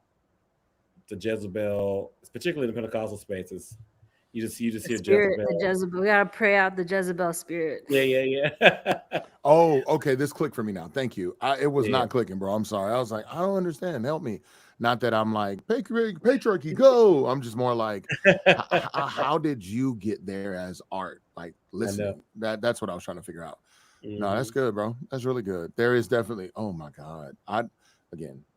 Even though you don't have to grow up, you do not have to grow up in church to live in Black culture and hear the word Jezebel. Like hear the name Jezebel to just be like, oh, you better say, wait a minute, Jezebel. I'm like she's notorious outside the church. Right, outside the church, I brother. know. She's notorious. So Why aren't people saying, yo, that Ahab over there? Like, right, that's right. Hey, listen, They might so be. true. The scholars are. The scholars are. They really are. No, that's but that's really real. I think honestly, it's sad but true that only recently in history have men been held accountable. And I don't want to mansplain nothing. I'm just saying, you look at it like, yo, that's a real thing. I've never heard anybody say, Ahab, look at the Ahabs. And I think about pastors who were caught up in certain situations, and you're like, I remember growing up and people were like, well, she was probably tempting him. I'm like, oh my God. Like I remember hearing this as a child. I'm like, really? Okay. So well called out, brother. I appreciate that. Thank you for enlightening us. We're doing church. That's We're what doing we're doing. church. That's how we do it. Man, y'all deep over here, man. I thought we was just gonna laugh at some people's vocal inflections and silly statements. Y'all deep over here. All right. That was funny. We did Of- laugh at of the way Comfort he Love. led the people, and the famine became so strong that the people began to suffer as God's judgment on Ahab. And this was because Elijah had prophesied that if you don't stop, God is going to judge you. And God judged Ahab, and there is a famine in the land. Okay, there is a famine. So we got a kingdom that's divided north to south. We've got a kingdom that is conjoined, Jehovah, Yahweh, with Baal. We have a kingdom that has the prophets of Israel and the prophets of Baal. And we have a queen who is killing the prophets of Israel. There are people that come along that are anointed to try to kill the prophets of Israel. They are really after Elijah at this time. They're on the hunt. Ahab is on the hunt for Elijah. And yet God has built a fence around Elijah, and Elijah is able to stand. Are you hearing what I'm saying? You understand that Ahab was so powerful that he had extended his kingdom to Omri and to Moab. He was taking over territories. Throughout history, there have been various moments where nations have not been satisfied to be nations, but extended themselves to take over as much territory as they could, because territory represented influence, economy, and power. Such was Ahab. He could take the land, but he couldn't make it rain. God has a way of stopping the unstoppable. You might think that your boss is the boss, but your boss has a boss. You might think that your king is a king, but your king has a king. You might think you're at the mercy of a person, but if God be for you, he is more than the world against you. Say amen, somebody. Amen. Now, Come on, Jezebel needs no explanation. She's infamous in her own right. She has become synonymous with trickery, debauchery, and lust. And it is because she was the mother of it. She exemplified it. She exuded it. She was a scheming, devious woman. She was not satisfied until she had brought the prophets of Baal into Israel, and they were taking over. And Elijah was standing up against him. He's outnumbered. Hold on. There are 450 prophets of Baal. I'm with Bishop, brother. I'm with Bishop. You're not gonna make me a harlot sympathizer. She was a evil woman. No, I'm just I just had to stop it because you tainted my brain so much as he spoke about her. I was conflicted. Like, should I listen to this part? This poor woman, he's disparaging her name. I don't know. I have no clue what this. I'm like, Should oh my we fast Lord. forward this? Should we fast forward this part? Oh my Lord, ladies, I'm so sorry he's doing this to. Like, thanks, Art. And he dramatized it too. He did, bro.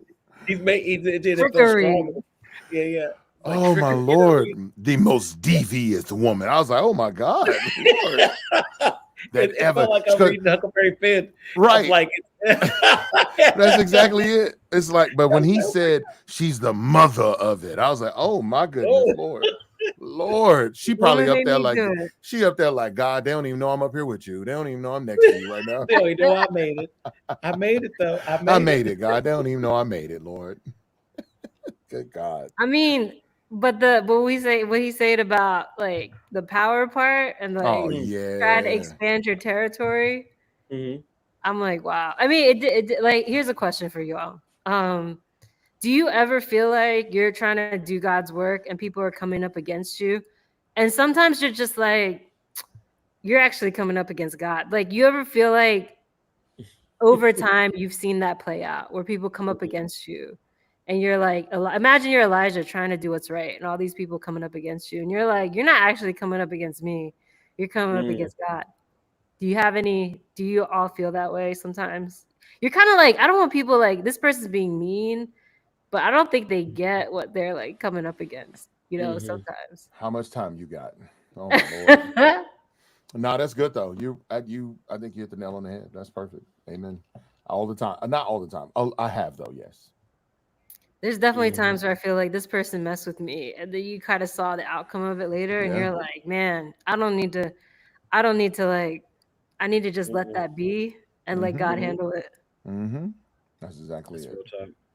Yeah. Yeah, I definitely feel like that for other people. I'll see people. There's certain people you just know, like, hey, if you mess with them, and they don't have bad intentions. Whenever I watch somebody kind of, and I'll try to step in if I can, but whenever I see that, I'm like, man, you're in trouble. You don't You mess don't with. You even just know. don't. You know what I mean? You don't even know. Touch not my Mhm. anointed. Do my prophet no Mhm. harm. Come on. It's funny. The people that are usually saying that are usually guilty. You know, they've done something. It's actually I very mean, true. It's actually it's like, very. It's why a are you great saying point. this? It's a great point though. So funny. It's one prophet standing against 450. Now God has 7,000 in the cut.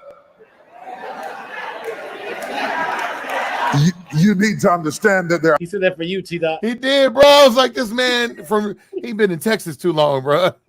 God got 7,000 in the cut. I was like, okay, all right, bro.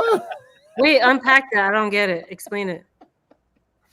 It's a southern. I think it's a Texas term, but it's a southern term, just talking about like in the wings or in the back of you, or like really in the cut meant like they was just kind of tucked away somewhere. Like you don't even know, man. Like I got like we're arguing in front of the building, but off to the side in the cut or out in the parking lot in the cut, like I got my boys, they waiting. Wow. So it's like it could really reference any location, but growing up, it always meant somewhere in the hood. Mhm. Got it. All right. are times and moments in your life that it feels like you're standing by yourself, but you're never really by yourself, because God's got 7,000 prophets that have not bowed to Baal nor kissed the nasty image. But Elijah has been chosen to fight this fight. With the odds against him and trouble everywhere, God has chosen him to fight this fight. In the Bible story, Jezebel was infamous for several things. Not only did she bring Baal into Israel, but she also went on to do all types of grievous things that really made her name now synonymous with debauchery. Whatever it took to get her way, she was willing to do it. This text comes after the noisy pestilence of Mount Carmel, where Elijah confronts the prophets of Baal, and he stands 1 against 450. I want to talk to somebody that feels outnumbered, and the odds are against you. And it doesn't seem to make any sense that you could stand there in that office by yourself with everybody hating on you and God still bring you through, and yet God brings you through. It doesn't make sense that you could move in that neighborhood and nobody be speaking to you and God yet sustain you. You're outnumbered. Anybody ever felt outnumbered in the place? And yet, in spite of that, you know the story, and I won't spend time on it, how God sent fire down from heaven in the face of 450 prophets of Baal who could not get Baal to perform in the nation of Israel. There are some places where hell cannot perform. The Bible didn't say that they wouldn't form weapons against you, but he said the weapons will not prosper. God will break it down in such a way that you have the victory anyway. And so Elijah calls down fire from heaven on Mount Carmel, and the fire licked up the wood and the stones and the water and the trenches, and it destroyed absolutely everything by the word of his mouth. And while they were screaming and yelling and making jokes, God was still operating in his behalf, and he was operating in the midst of noise. Now you have to decide in your life how you're going to handle those moments in your life where you are outnumbered. There's all kinds of noise and there's pestilence, and God still wants to do something amazing in your life. the late Steve Jobs said something that I wanted to pull a quote from. He says, "There's been one of my mantras, focus and simplicity. Focus and simplicity." Somebody say focus Focus and simplicity. and simplicity. Simple can be harder than complex, he goes on to say. You have to work hard to get your thinking clean to make it simple. You have to work hard to get your thinking clean to make it simple. But it's worth it in the end, because once you get there, you can move mountains. Oh my God. The reason I wanted to use this quote is that you have to work hard to make your thinking clear. You don't have to work hard to get it done. You have to work hard to get your thinking clear. Because as a man thinketh in his heart, so is he. So if T-Dot, was that you that was talking to me about first principle thinking? Did we talk about that? Or We did did. someone else? We talked about it. I don't know if it was me that said what you're thinking, but we did talk about it for a moment. No, but you see how the simplicity, you want to share what first principle thinking is? First principle thinking. Hold on. You got me. I'm drawing a blank.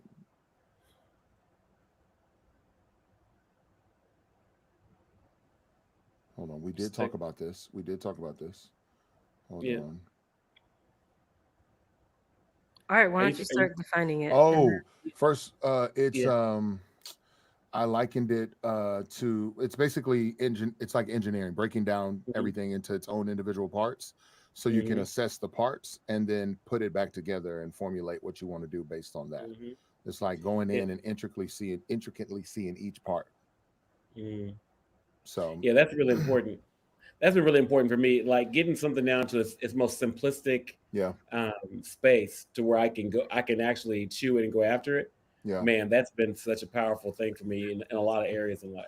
yeah. I have like, Go Yeah, ahead. go ahead. well, I was just gonna add real quick. I want to hear what you have to say. I have a friend of mine that made me do this exercise. It makes me, it is this where it's like, oh, I'm afraid of going on an airplane. Why? Because I don't want to die. Well, what happens if you do die? Well, I'll be without my family. Okay, what happens if you're without your family? Okay, what happens if and you just take every thought, scenario, fear, every aspect of what you think and reason by in that moment, and you break it down to its simplest form to get to the place of like, okay, if that really did happen, they would live, they would be fine.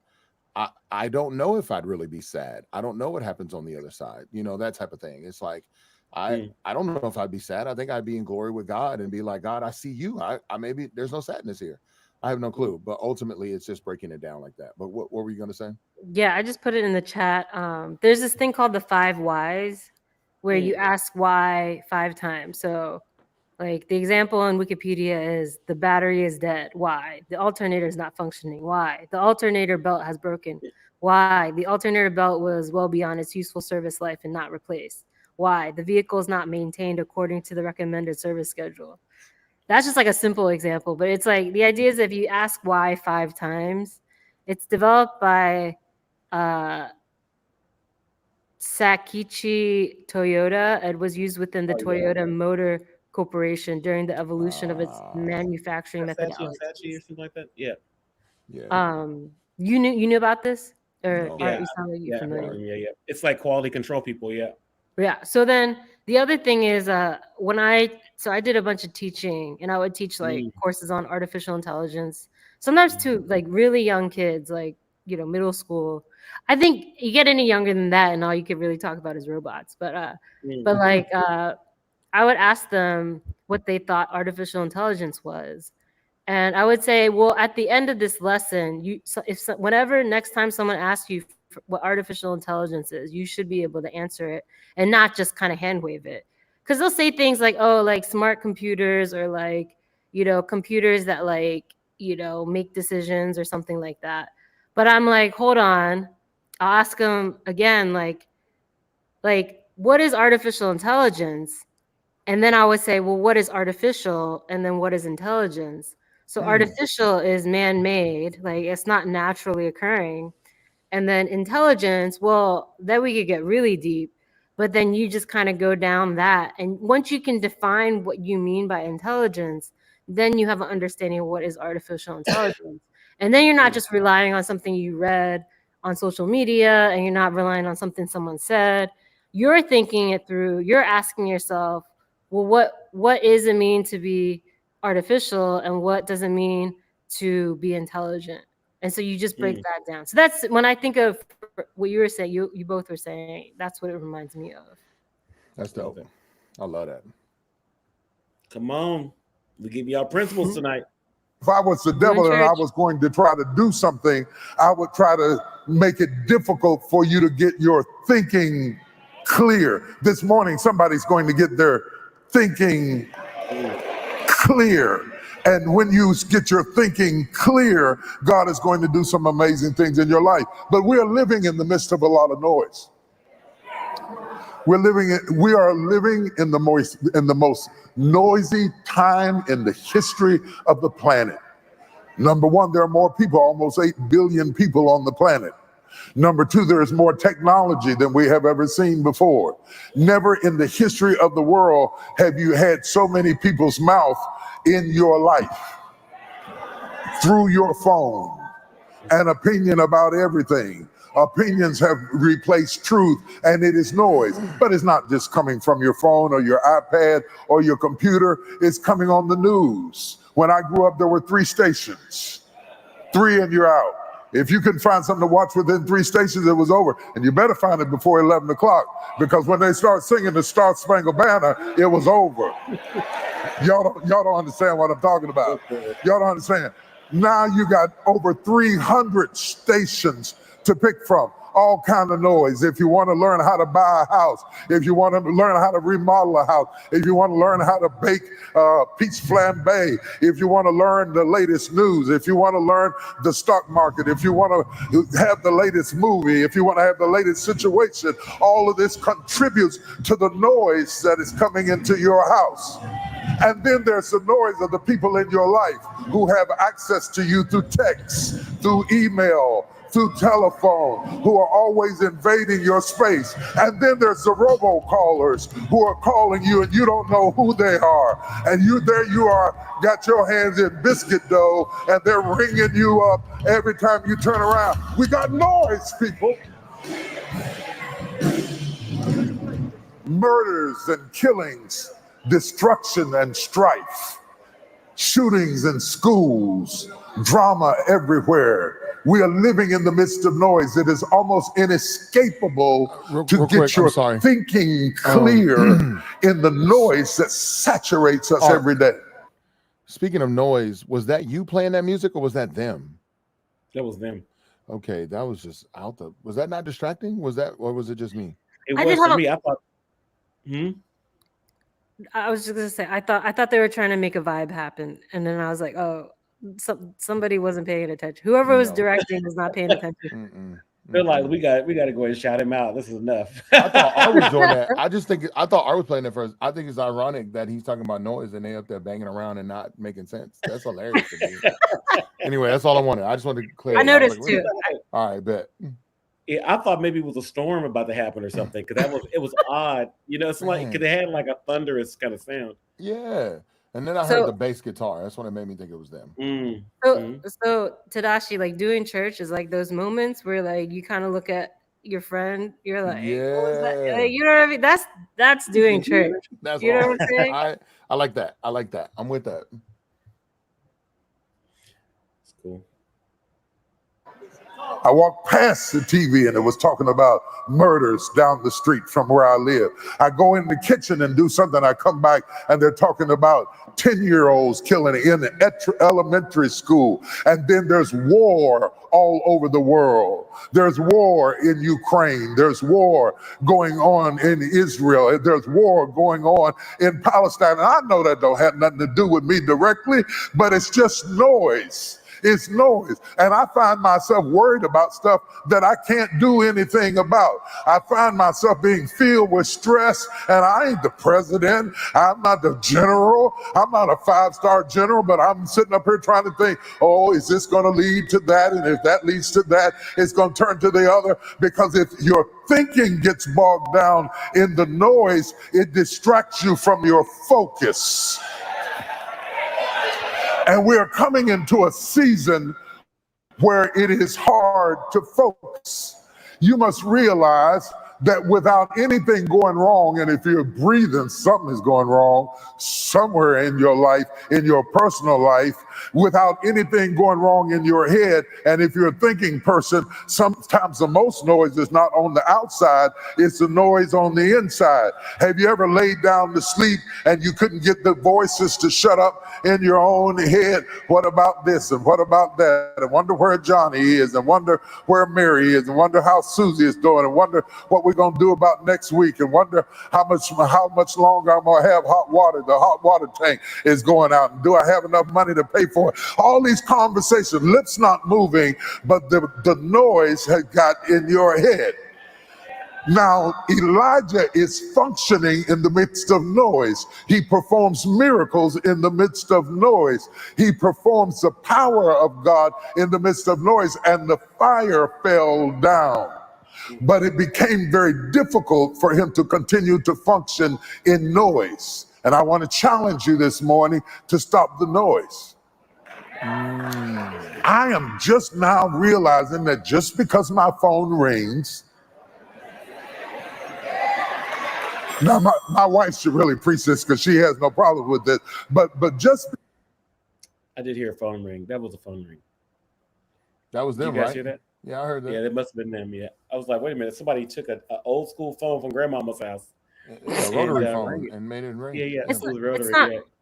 It's not working over stream, probably. Maybe it feels a certain way. You know how sometimes this is something It's not translating. Yeah. John told me that like at the DNC, like the speeches are really good. Like at least like, I saw a couple of them, they were pretty good. Yeah. And he was saying that like they're told to like not wait for the applause to totally dissipate, because on the stream it just looks like they're just not talking. And so like when the applause is a certain level, people could hear it. And so you almost have to preach to the stream a little bit different. And so it makes me more conscious that, oh yeah, they're not doing this for us. They're doing it for the people there. Yeah. That's real. Good point. good. You professional. Come on, DNC. because my phone rings doesn't mean I have to stop everything and answer it. And I'm learning how to go through look at the phone and see who it is and see if I feel like dealing with that kind of energy right now. Hold on. Because some people bring an energy of disruption with them. It's not. You asked They always what? have those people on the side. Like it's Have just you never, people on the wings. Have you never seen this before? This service? Him? I have. So I remember I've like seen that. And so I'm like, is that Art, you want to break like that who down? are those people? Or are they just that's their seat? For me, it didn't stand out at all. I was like, oh, wait, she doesn't know. Go ahead. Oh yeah. I mean, it tends to be that the people of honor that are there, like the leadership of the church, the executive leadership team is usually there, plus like anybody that's a special guest. I see. And Okay. now, and it's a special, but it's the people that are there, the special guests that are there. There'll be special guests that aren't that aren't regulars. Mm. So, like if Barack Obama was there, he would have been there. When Got it. Oprah comes there, sometimes Oprah does come to his church. Sometimes Oprah's sitting in the front Mm. next to Emmett Smith. Or, you know what's funny? One of my good friends, he was in my wedding. One of my closest friends, his name is Kalen, but he used to run the deacons at the Potter's house. And so it was so funny because we're friends. When we would come, he would set us. He's like, I don't care, dog. Come on over here. He would set me and Tasha next to Emmett Smith or whoever. We would go sit with the famous people, and it was always awkward. I'm like, bro, don't do me like that again. That feels weird. I feel weird. I don't want to do that no more, bro. I don't do that no more. Wait, Tadashi, are you a balcony person too? Depending on the church, yes. But what tends to happen, and this is I assume this is my assumption of why TD Jakes does this, Mhm. but in a lot of black church sittings, there is special seating reserved for Mm. preachers at the church, pastors on staff. There's special seating for the first lady, meaning his wife, or Yeah. his co-pastor, and any other, like Art You said, know, like any other Melania special Trump. people. You know what I'm saying? Melania will show up and they'll sit her up No. there. But for TD Jakes Church specifically, how Art explained it, that section is for all those people. In black church, you might find people. The preacher may be up preaching, and there may be a row of seats behind him or off to the side that are just ministers, not special guests. But in black church sittings, it's not odd to see people of some sort of status, or what's a better word, who holds a certain office to be seated up there. Okay. But up there like now, when the camera like gets there, you kind of you feel look. like it's like Yeah. a thing. You're like, what's happening? Yeah. But the people you see up front, the two women, that's his wife and his daughter. Okay. Oh man, it's funny. Another, Eduardo that was on with us. I guess he's watching part of it, and he just texted me saying he was just talking about the PMTs and the ushers and how he's running them. Hold up. Yeah. This is Do you know- live. Yeah, it is. I did not realize this was streaming. I thought this was pre-recorded. This is even better. I feel great now. I mean, yo, He also said, he just texted me, says they're also up there for security purposes as well. this is true. Oh, This is true. got it. Yeah. Yo, Oh, when look I at was that. Look at that. I don't know if Eduardo, I just see, feel- like, let me get it. He like, get it right, bro. Eduardo, like, Send hold on, him a let me link. help y'all out. Yeah, Yeah, like Tadashi, like when we're doing this, we haven't like really publicized it widely. We're still figuring it out. But the idea is that people can interact with us and they feel like they're connected too. So you could like Oh, Pastor Dave was like, he knows people who won't go to church, but he knows people who will watch this. that's you know? hard. I love that. No, that's Yeah. super dope. I feel bad now because I stopped it so much. I'm like, they probably No, like, no, "Would you no, shut up it's and let's better. listen?" No. Like John was saying that it's better when we chop it up and like that's what makes it. Mm. Otherwise, it like I mean, if the speaker is really good, like TD Jakes, I guess it's fine to just watch it through. But what's interesting is that we kind of input some of the background information. Like I'm like talking about Right. Ahab and the Judges book and the Kings. I think that that's context that you kind of assume everyone already knows. And Yeah. sometimes you step back, take a minute, kind of just like That's- I have to look process at it myself. you. That's so good. That's really good. That's Hey, awesome. you getting people texting me about you on T-Dot. Oh, Lord. Charles, Charles. Sorry, I'm trying to read it right. Eduardo, he was like, let Tadashi know that I'm close friends of Charles Cannon. Oh, he knows C Can? Yeah, I guess so. Yeah, clearly. Where is Eduardo from? Eduardo, it's Pito. You might know. It's like you know Pito. He went to North Texas with us as well. I'm good with faces, Yeah. unfortunately. But if he knows C Can, and he know people I know, me and Charles Cannon went to Baylor together. Okay. She just texted me a picture of him. Yo, You gotta move in the that's center. wild. Yeah, you gotta move in the center. That's wild. First of all, I know it's C Can by that smile. That's amazing. I feel like We have met before. Yes, I know who he is. Yeah. I Yeah. feel like a grandpa. I don't think I've ever put, usually I'll try to screen it, but I've never taken a phone and turned it and tried to get the post and be like, can you see him? Can you see him? We're trying to get a producer. We're trying to get a producer to be on here. to do That's that. real. That's real. I love that.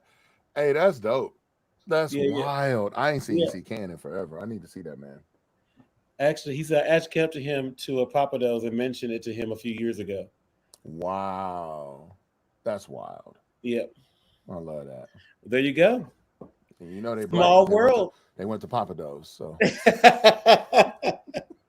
Got me over getting hungry again. all right. Ain't gonna lie, I thought I smelled Papados earlier. I'm like, that can't be God. That can't be God. That ain't the Lord. Bro. That ain't the Lord. That ain't the Lord. That's amazing. Let's listen to a few more minutes of it and then we'll close out because I know it's getting kind of late. But All good. I feel like it's been pretty good. Yeah. Not that you don't like them, but they just have so much drama that you got to be in the mood to say yes to that phone call. And sometimes it's not the right time to have that noise. Is it just me, or is there somebody else that's dealing with a noisy environment? And it takes its toll on you. It creates stress. Stress is a silent killer. Stress affects your mind and your emotions. Stress affects your body and your organs. Stress affects your blood pressure and your blood sugar. Stress affects everything about you. Stress is a silent killer. It creates things like anxiety. It creates all kinds of anxiety. Anxiety is to be anxious about something that hasn't even happened. To worry about the possibility, to have faith in negativity, to believe, to rehearse in your mind, what if this happens and what if that happens? And it's coming from the noise. It's coming from the noise. It's coming from the noise because the enemy knows that if you ever focus, you're going to be unstoppable. So he sends all these distractions in your life, and the greater the mission in your life, the greater the distraction comes in your life. Now, Elijah has already called fire down from heaven. He has taken the prophets of Baal down to the sea and drowned them and buried them in the sea. It was bloody, it was noisy, it was loud, it was messy, and now we're finding him not on the first trip, which is often preached about, but now he's on his second trip. He goes back to the place where he last experienced God. Whenever you're under attack, go back to the place where you last experienced God.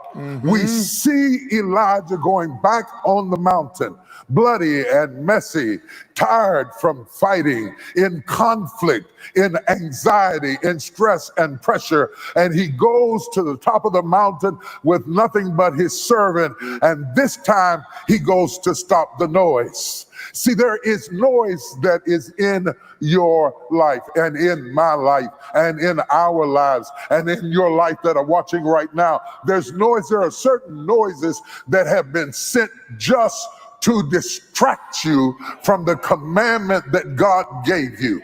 Because when there is noise in your life, it becomes more and more difficult to discern exactly what God is saying, because you got so much noise going around you that you can't tell what is God and what is not God. You can't tell whether you should go right or whether you should go left. You can't tell whether this is a friend or a foe. You can't tell whether this is an enemy or a friend.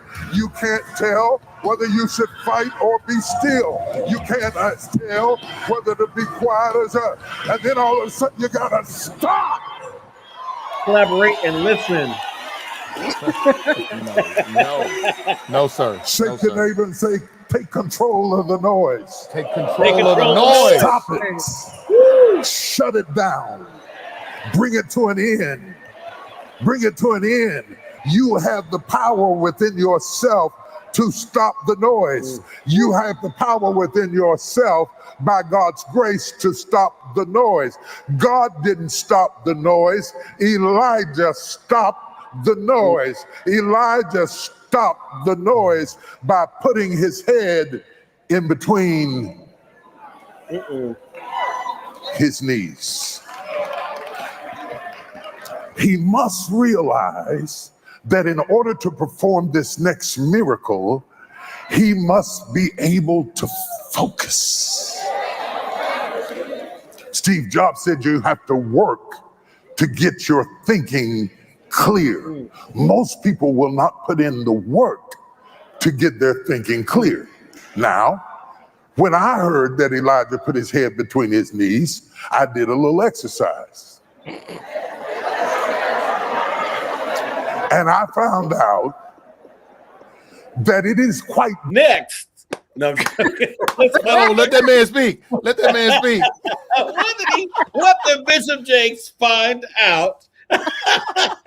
Next week on Doing Church, what did Bishop Jakes find out? Same streamline.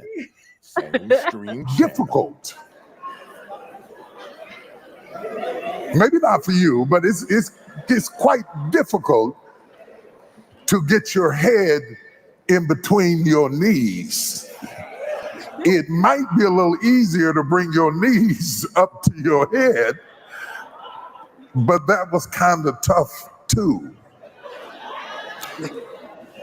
What is the Bible saying to us? What is he saying? To get to a place of peace and tranquility, you have to work at it. It won't just happen because you need it. You have to work at getting your thinking clear. Otherwise, you make decision in noise that is not discernible. My God. If you notice, while I was talking, it became increasingly difficult to hear what I was saying. Though I was speaking, you couldn't hear it because of the noise. You think God is not talking. God is talking. But the noise is a distraction for you to hear. That the Bible said, let him that have an ear hear what the Spirit is saying to the church. But that will not happen if you do not stop the noise. Elijah goes up on the mountain and he has to do this. His servant cannot do it. His entourage cannot do it. His retinue cannot do it. His associates cannot do it. His church cannot do it. You have to make a decision who you let invade your space, get in your head, cloud your judgment, and influence your thinking. Somebody say, stop it. I have lived all my life, just about all my life, around railroad tracks. When I was a little boy, I don't know if they do it now, but when I was a little boy, when you got to a railroad crossing, there would be a sign that said, stop, look, and listen. Stop, look, and listen. This text is all about stop, look, and listen. Are you hearing what I'm saying to you? In order to stop the noise, Elijah comes to the mountaintop and puts his head in between his knees. And there he begins to shift his thinking, saying, I must hear what is within me. I can't go by what's in you. Because if I'm going to get the victory, I have to have the ability to clear my thinking. Some of the most successful people I know, whether they're athletes or CEOs, start their morning with meditation or stillness or calmness. Just a few minutes of tranquility, no radio, no music, no news, no headlines, no social media, just clearing your head, getting alone with yourself so you can find yourself. What do you really think? What do you really believe? What do you really expect? What are you willing to fight for? Who are you really? What is God saying to you? What will God do for you? You got to stop it or you'll never find it. If you don't stop it, the noise will influence the decision. If you don't stop it, the noise will distract you from what is the victory. You'll start going after the noise rather than going after God. You have to not go after the noise, you have to go after God. If you go after the noise, you won't get anything done. And in order to do it, he has to do what the quote said from Steve Jobs. He has to work to get his thinking clear. Introspection. Introspection. One of the questions that always arrests me is, how are you doing? Or how are you feeling? I think, Lord, I don't know. I have to wait a minute. Give me a minute. Let me think about it. You know, because I'm so focused on what I'm doing that sometimes I forget how I am feeling. And I don't check with myself to get still enough to find out where am I. Not only where am I, what's in me. I cannot produce your fruit. So never be jealous.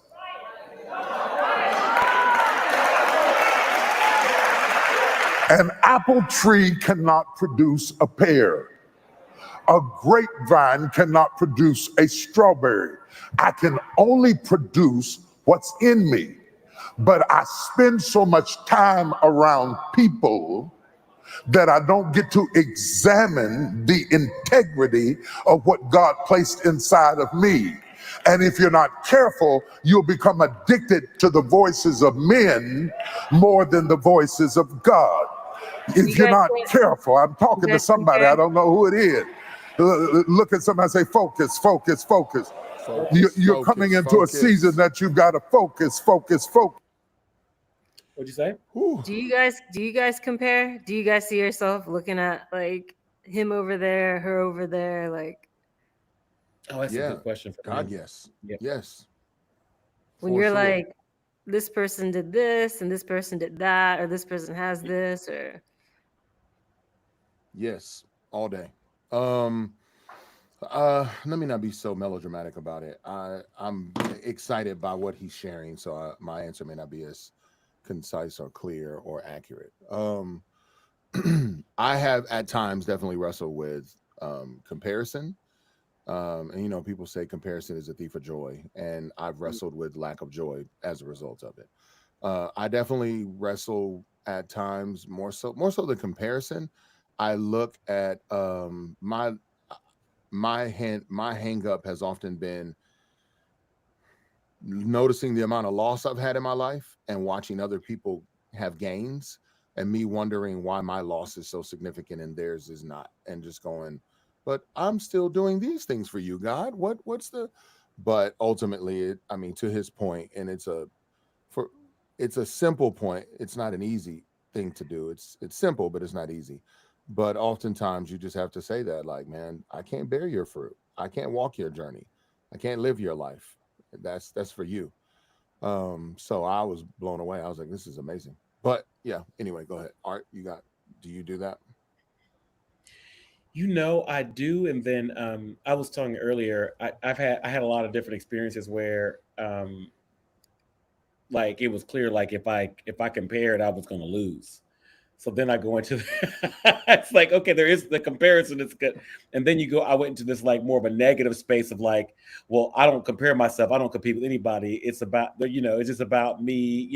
I don't care about it, which kind of created apathy versus like, and I lost empathy for myself because, of those spaces. So yeah, it's definitely something I've done. And I think for some years I lied to myself and said I didn't do it when I actually was, Yeah.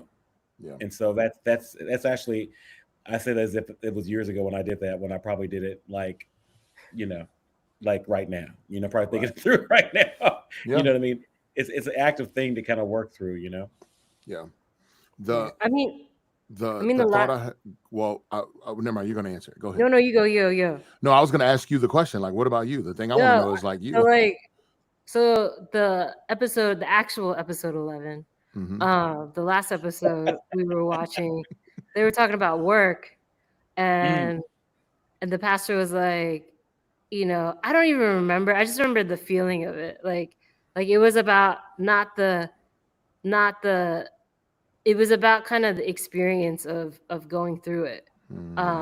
And I feel like there are people who get rewarded for stuff, and you're like, that person didn't have to work that hard to get that. And I think that's where I feel the injustice. I feel it's unjust. I feel like, how can a just God reward person A when person B did all the work? Yeah. And what I'm feeling, I don't know. I'm starting to talk the talk of like, I'm feeling we're coming upon the season where I feel like, those skills, the muscles that you built, I feel like God's going to reveal that in the next circumstance where you may not have the mantle, like officially, you may not have the position, but the person who got it without earning it isn't going to have the skills to do it or isn't going to be able to navigate it. And so that's what I'm like, I'm starting to see that more. I would say like, definitely when you see it play out over like years and years, you start to realize like, no, my hard work does mean something. It means something to God. Even if you don't think it's meaningful in the world's view, like me and Art talked about this before. Or actually, Tadashi, you asked me what was like a moment that I felt was really meaningful, and I was talking about the Monterey Choir, and it's hard Yeah. to explain why that's meaningful, but I had this feeling that God was like, this thing that the world may not understand is actually one of the most important things you've ever done. And so I think it's just hard to measure, but I don't know. We've all seen things and been through stuff. So I feel like Yeah. as time goes on, you start to put it into perspective that like, no, there are things where you feel like that's just not right. But then it has a way of working itself out. So I'm trying to lean into that. I would say I'm not there, but like I definitely feel like people are doing better than me. I feel like people are just like looking down on me sometimes, or I'm like with people that like they see me a certain way, or they're not going to give me respect because I don't have the position or the title. Like it's all these things. That's good. Thank you. That's very helpful. I was just intrigued because you both walk in a different lane than I do. And I'm like, I get asked all the time, like, is it hard to stay humble? Is it hard to not envy? Is it hard to like look at somebody else and what they do and want that? And I think because people assume we're all kind of trying to fight for the same thing. Like all of you want the top, and because you all want that position of the top, then you must be envious or, you know, lack humility, or you're like trying to struggle to not compare. And I'm like, yeah, I don't want what they got. I really want what God has for me. I just want to do it well. But that isn't always the case when what you just said is very real. I'm looking like, but why they get that? Like them? Yeah. So maybe I'm a hater more than an envious person. Maybe I just hate on people a lot. I don't know. Yeah. You know, I mean, Tadashi, I've been having a really difficult time being humble over here. Okay, that's what's up. I mean, yeah, it felt like a lie when I said it, but I'm I was gonna say like all the rap battle stuff, like all the beefs and stuff. It was always saying who's like who's the top. I think I don't know, the whole culture around that's interesting. You probably know a lot more about it than I do. I started listening to all these recaps about like Kendrick and like like all these people. I don't even know. Kendrick won in the end. Looks like it appears. Yeah, the people spoke. I think the people spoke, but you know, it's still just music at the end of the day. Like in my personhood, am I really gonna bow out and go, okay, God, I can't bear their fruit, like he said. So you know, we'll see. But you know, you gotta. They selling records. You know, marketplace is different than real world. It's like, yeah, in the marketplace, you might have to put up that front, but in real life, you're just like, yeah, I just, you know, I could imagine Kendrick being like, yeah, at the end of the day, I just want my kids to know that they have a good dad, you know, whatever that means to him. But for me, I'm like, outside the marketplace, man, I'm just trying to be sane. Like, I can't front. Art picked this sermon trying to encourage himself, and I'm like, I think Art underhandedly picked this because he knows my life and what I'm going through. So he's like, Wow. this is for you, brother. I just said it was for me to make you feel better. It's for you. Like, Let me give you some false. I'm gonna give you some false humility. I have no joke. No, I really didn't. It just felt like that was a sermon for us. Sometimes that's how we end up picking them. You know, it's just like he preaching to me, bro. Really, every week.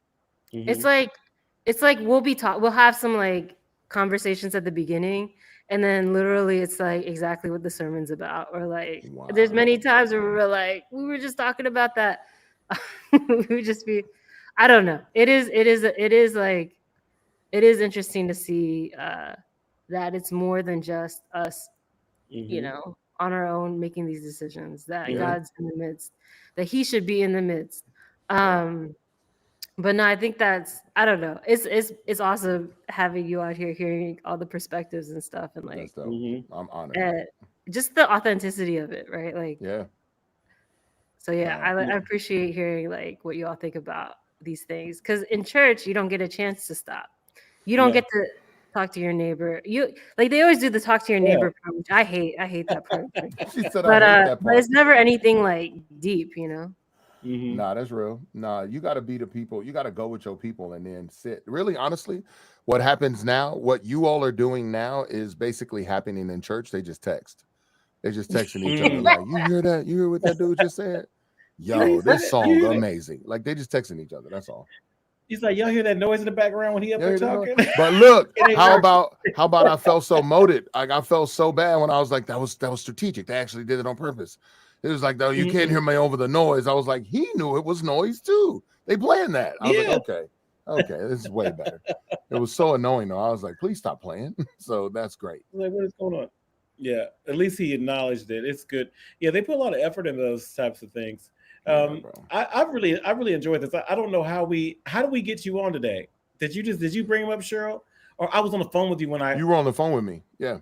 Oh yeah, when we signed That in. was not that long ago. All right. No, it wasn't Art. It wasn't that long ago, brother. You all right over there? You need some ginkgo biloba or whatever it's called. They're like, what's in this thing? What's in there now? Lord, my man over there, double cup styrofoamed up in Texas. We know what it is now. Yeah, That's Texas hilarious. Pete. I do have I assume you guys been to church together or something, but like, does Art make those faces when he's like actually like the faces that he makes on this stuff? Like, I can't even look. I'm not even gonna look at him. I'm just like, I can't. I'm gonna start laughing. Yes, Art makes those faces. Yes, when we were at New Song and you spoke, he made those faces. Oh man, because you brought it. Because that was our most viewed episode. I can't And we went believe through your it. whole sermon. Yeah, and Who's watching it? I don't know, but it was good. They was watching. Somebody was Yo, watching. It was like it was powerful though. For real. 50 It was powerful. in the actual stream. It was people watching. It was pretty good. I was moved by it. I told you I was moved by it.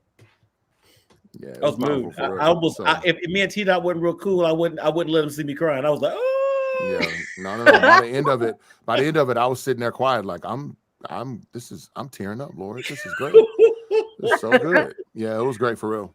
Only thing you needed was an organ. You need All an you organ. you just needed to tell DJ like, yo, I need you on the organ now, bro. Just get to the organ. You know, I made all these requests, and they're like, "Sorry, we can't do it." Like, I was telling Art, I was like, "I want this song, and I want this song, and I want this song," and then Eric, the worship leader, is like, "Yeah, like we got songs that are like the ones, but it's kind of hard with the team that week because they might not know the songs." I'm like, it's okay, it's good. What he was really telling you was like, we've worked hard to get them where they are now. Don't add anything. We've worked so hard to get them where they are. Don't make us make it worse. Like, don't throw a wrench in it. No, I'm always like, no, these are just suggestions. I don't want to make it complicated. I'm happy with whatever. Nah, that's But I'm just always like, oh, if you could. I had them do like last time. I had them do Lauren Daigle's "Turn Your Eyes." Oh yeah. Because it has like the group. Yeah, like it starts all like you're in some like cathedral, like kind of hymn, and then it picks up. It has this like funky beat like underneath after. That's dope. So he did it. Like, I don't know. I don't want to give him more work. Yeah, I think it's good no matter what. Nah, It's that's been dope, good. though. So I want you to take a deep breath.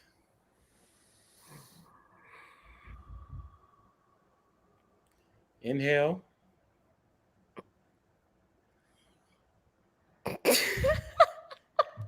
Exhale. You gotta let out. You gotta let it out. You gotta let it out. And I want you to think about all the good things Jesus has done for you today. Amen. Amen. Now put your head between your knees.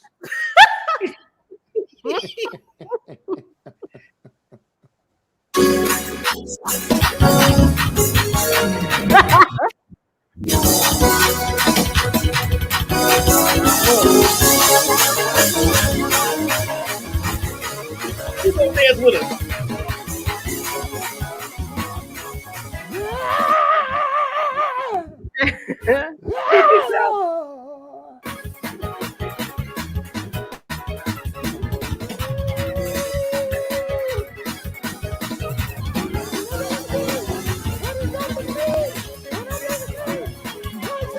Bobby.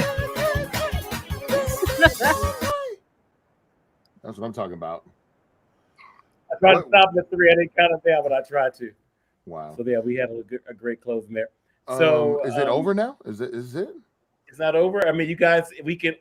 There is more sermon. Do y'all want to keep going? Are y'all ready to? Don't add, it's up to Sean. Don't ask me. I'll listen to the whole thing. If we're gonna listen to it, we can listen to it. We could do it. If you gotta go right now, if you're watching, to the 2 people watching right now, you have to go. Are you gonna stay with us? Are you gonna stay with us though? Because come on, it's only 2 of us. How much do you love Jesus? See, we're taking you on a journey. You are part of the beginning of something. It is. It's true. When you're the part of the beginning of something, and this is why I've been telling you, Cheryl. It's not about. It's about that we keep showing up. Yeah. You know what I mean? And it's like people on the journey. At some point, we go. At some point, we gonna sit. We gonna go to the Potter's house, and people gonna be zooming in, and we gonna be sitting there with Bishop Jakes. We'll have him on. We'll have him on. Yes. And then we'll stop, and you'll be like, Bishop. So, what is your most famous line? You know what my favorite line is. Say, you know what it is. Get ready. Get ready. Are you ready, Cheryl? Tadashi, I was telling Art that like the most I'd heard of TD Jakes was when he was on that Kirk Franklin song. Do you know what I'm talking about? Oh, I do know what you're talking about. Yeah. From, he's like calling. He's like, Pastor, I need to like. Yeah. They went back and forth. Yeah. What was the name? It's about all the things he's seeing in the world, and then I just know him by that voice. Like. Nah, that's real. That's real. I know you made mistakes. What's on your mind? Yeah, that's my TD Jakes impression.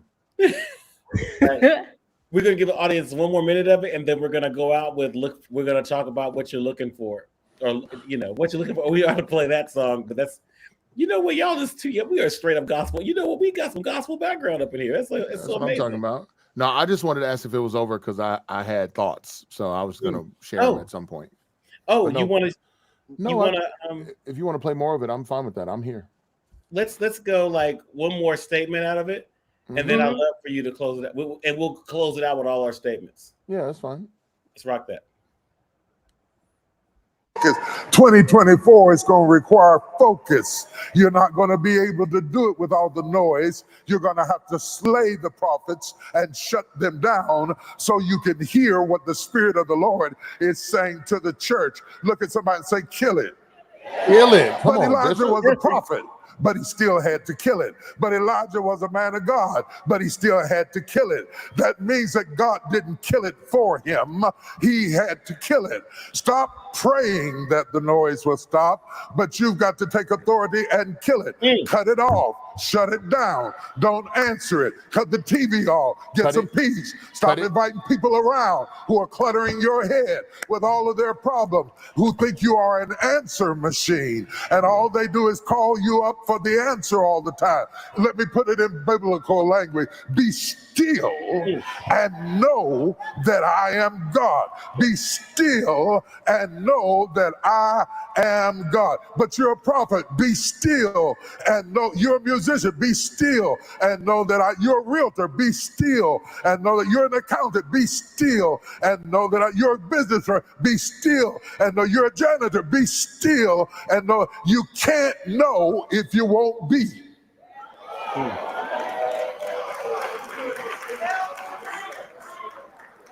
Be still. Now, he called fire down from heaven, but he did it with his voice. What brings fire won't bring water. The real problem is not just the prophets of Baal. They had to be stopped. But the real problem that is causing the suffering is the drought that's in the land. He cannot fight and break the drought the same way he called down the fire. Tradition is a wonderful thing until it stops progress. Ooh. The tool that you use to bring you here will not be the tool that you use to take you there. Yeah. That's why you got to have the flexibility to change, understanding that this is a different kind of fight. Type that on the line. This is a different kind of fight. This is a different kind of fight. You're not going to be able to casually do this. This is a different kind of fight. You're going to have to focus to win this fight. You can't expend energy trying to drag people who don't want to go, trying to convince people who refuse to be convinced, trying to heal people who are hypochondriacs and they enjoy being sick, and they call you up and dump their sickness all over you because they have an attention deficit. They want your attention, which breaks your focus. And because you are an empath, you are always taking care of them and not taking care of you. But I want you to make a commitment with me this morning. I'm going to stop it. I'm going to stop it. I'm going to stop it because I am in a season in my life that requires that I focus. That means I have to stop, I have to listen, and I have to look. I have to stop, I have to listen. Now, when I say listen, he is not listening for what is going on around him. He is listening for what is going on inside of him. Because if there are not olives inside of him, there will not be olives around him. If there is not peace on the inside, there won't be peace on the outside. It is no mistake that Jesus was asleep in the boat in the storm and said, "Peace, be still." The reason Jesus could speak peace is because he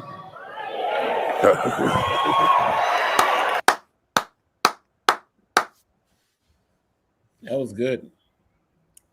Can't give what you don't have. Come on, say that. That's good. That's good. That's a mic drop. I like that. Yo, he preaching, man. For my life, he preaching right now. Everybody got mixed feelings about TD Jakes out here in the world. Not just because of the Diddy stuff either, but even before then, there were tons of spiritual, religious circles and factions that, had issues with him. But yeah, he preaching. I put it in our text thread. I put that it might not have went through. I'll just send it again through my phone. But let's so we're wrapping up the look for it and what that was like. And want to get some closing thoughts. And Cheryl or Tatasha, you can go first. I'll just go ahead. I'll just say quick. Wait, what were you gonna say? What? I was just gonna ask how he. I hate that he put us together. I'm like, this is her show. I don't want to mess up her. No, it's not. What? No. I think that like it is like me and Art were having the exchange about uncertainty. And I tend to really like certainty to the point where how I manage uncertainty is I'll just make a decision. But it's like if you ever want something to happen and you just throw it out there, I'm just gonna be like, all right, it's easier to just make it something than like wait to figure it out. So I'll just say mine's quick. It was just I think the focus thing is real for me because I have really bad FOMO. Actually, in my prayer time, I'm always like, all right, help me overcome this feeling that I'm gonna miss it if I don't. I'm gonna God's gonna want something for me, and I'm gonna just like miss out. I think part of it is playing video games too, where it's like I'm the person that wants to open every treasure box, even if it's like not worth it. It'll take me like 5 hours to get like 5 pieces of gold or whatever it is in the treasure box. And I kind of just want to try it all, but it's not simple. So I always say I'm extra. Like I'm always talking about being a bit extra. So it's a real challenge for me. And it's good to be reminded. Like he's just like, you got to make the commitment. It's like we need to claim the breakthrough in this moment, in this hour. So yeah, that's what stood out to me. That's dope. That's super dope. Thank you for sharing that. I am just to affirm you. I'm very similar. I'm like, I want to open all the treasure boxes. My kids, I took them to the they play. We got PlayStations and whatnot, but I'm like, oh, they want to play. I'm like, let me. One day I was like, let me show y'all some like old school, and we played Mario. We played Mario Kart all the time, but we played the old school Mario game. And they were like, can you keep going? You're like trying to grab all the coins. And I was like, I want all the coins. They're there. And they're like, but there's the game. And I'm like, okay, whatever. So just to affirm you, sis, you're not alone. I have a quick base principles thing, just real quick, is do you know why there were back in the day, do you know why this is a base principles or whatever the way of thinking we were talking about earlier? Yep. But do you know why there are lives in games? Mm. I use this question for when I'm teaching all the time to get them to think about these things. But why is it that Mario would have like 5 lives, and if you use them all, you have to start at the beginning again? Do you know why that is? I don't know. Research. It's because if you go back even further, games started in the arcade, and when you put a quarter in the machine, that was a life. But when we stopped doing that, it didn't quite make sense anymore. So that's why they kind of removed that aspect of it from a lot of games today, because it came from a historical artifact of the past. So they were just keeping the trend alive. It was just the tradition, and like to full circle, he talks about how traditions get in the way of progress, right? Yeah, no. When you just said that, that's what I thought about. I'm like, wow, shut up. Yeah, Smart debrief up in here. For real, bro. I thought it was like, oh, they want to see how many times we do it, but the Wi-Fi wasn't around then, so I don't know why I thought that. But I was like, oh, they just want to see how many times we go back. Wow. But no, that's amazing. Good. You put in another quarter, you get another life. You know, another that's life. That's what you're paying for. That's insane. And I guess they assumed that would add value to the game, like you would care about it more if you did it that way. I mean, that's what they were selling you. It was the lives. That's real. That's real. Good Lord, that's so dope. So I'm sorry I misled you, though. This is awesome. I wanted to. I can give my recap, but I wanted to testify more or less. The really short, like, yeah, his idea of speaking from the vantage point that you got to get rid of the noise is really helpful for me. So I'll just share that about the sermon. I don't have any critiques of it, or like, if we're like, oh man, I wish they would have done that. Like, we already did all that because of the random noise, but then we found out it was strategic. So I felt like a jerk. So I'm just like, oh, cool. They did it on purpose. But the testifying of it, bro, I could not shake it. This was, I can call it a growth moment, but I think it also was a moment of empathy more than growth, even more so with empathy than it was just growth and understanding. That did happen, but empathy in the sense that I'm a male, all I have are boys. I have a wife, but I'm like, no, I'm with guys most of my day. So I was like, man, I'm like, the way they talk about Jezebel is how they always talk about Jezebel. That's not the big deal. Let's keep it moving. And then the parent of daughters see that, and I'm just like, oh. And then you chime in, and I'm like, oh, that's even better. Good Lord. So I just was sitting here processing it all, and I was like, man, where my mind really went to was, regardless of how we want to be theological, doctrinally sound, accurate, and whatever, her reputation, he said in the sermon, Jezebel's reputation went beyond the Bible to culture at large. And I'm like, man, I wonder, the same way we have misinformation about like the ethnicity of Jesus, or we have misinformation about the the idea of what Israel was really doing in Egypt and how they got there to begin with and all that. Like there's just so many moments I'm like, we kind of just tell a narrative and keep that narrative going, even though it may not be true. And because the narrative is constant, we don't question it. So similar to the example you just gave, the idea behind the why, I'm just like, yo, I had to go and say, why do we think that way? Why do we think that? Why do we think that way? But it was, so for the first part of the sermon, even though I was listening, I was at the same time processing this idea of that's one of the main issues with patriarchy is the double standard. The double standard of, well, we can, but you can't, or we don't do that, but so why should you? And ultimately, I'm just like, man, Ahab was king. That brother had way more power than her. And then when I think about her being a Phoenician child, like she wasn't an old lady, so she was a Phoenician young adult who's marrying this king, and more than likely doing so out of hopes of political union. And then you realize this is more so for Ahab's ego than it is for her love. It's like, yo, man, I would be bitter too if I got thrown into this house with this old man. So all of this stuff just started to play out for me in a real world scenario, not so much high, lofty, theological, whatever.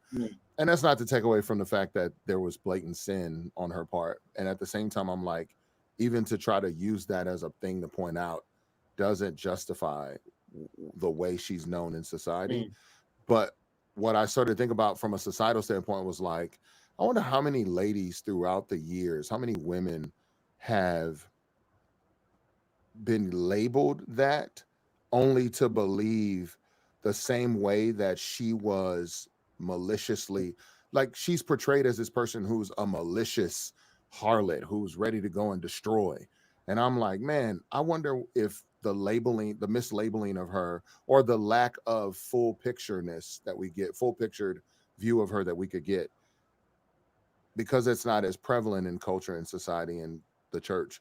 I'm like, I wonder how that speaks to women as a whole when they're given that name. It's like, man, you just labeled me this when really only one aspect of me may matter in relation to who she is.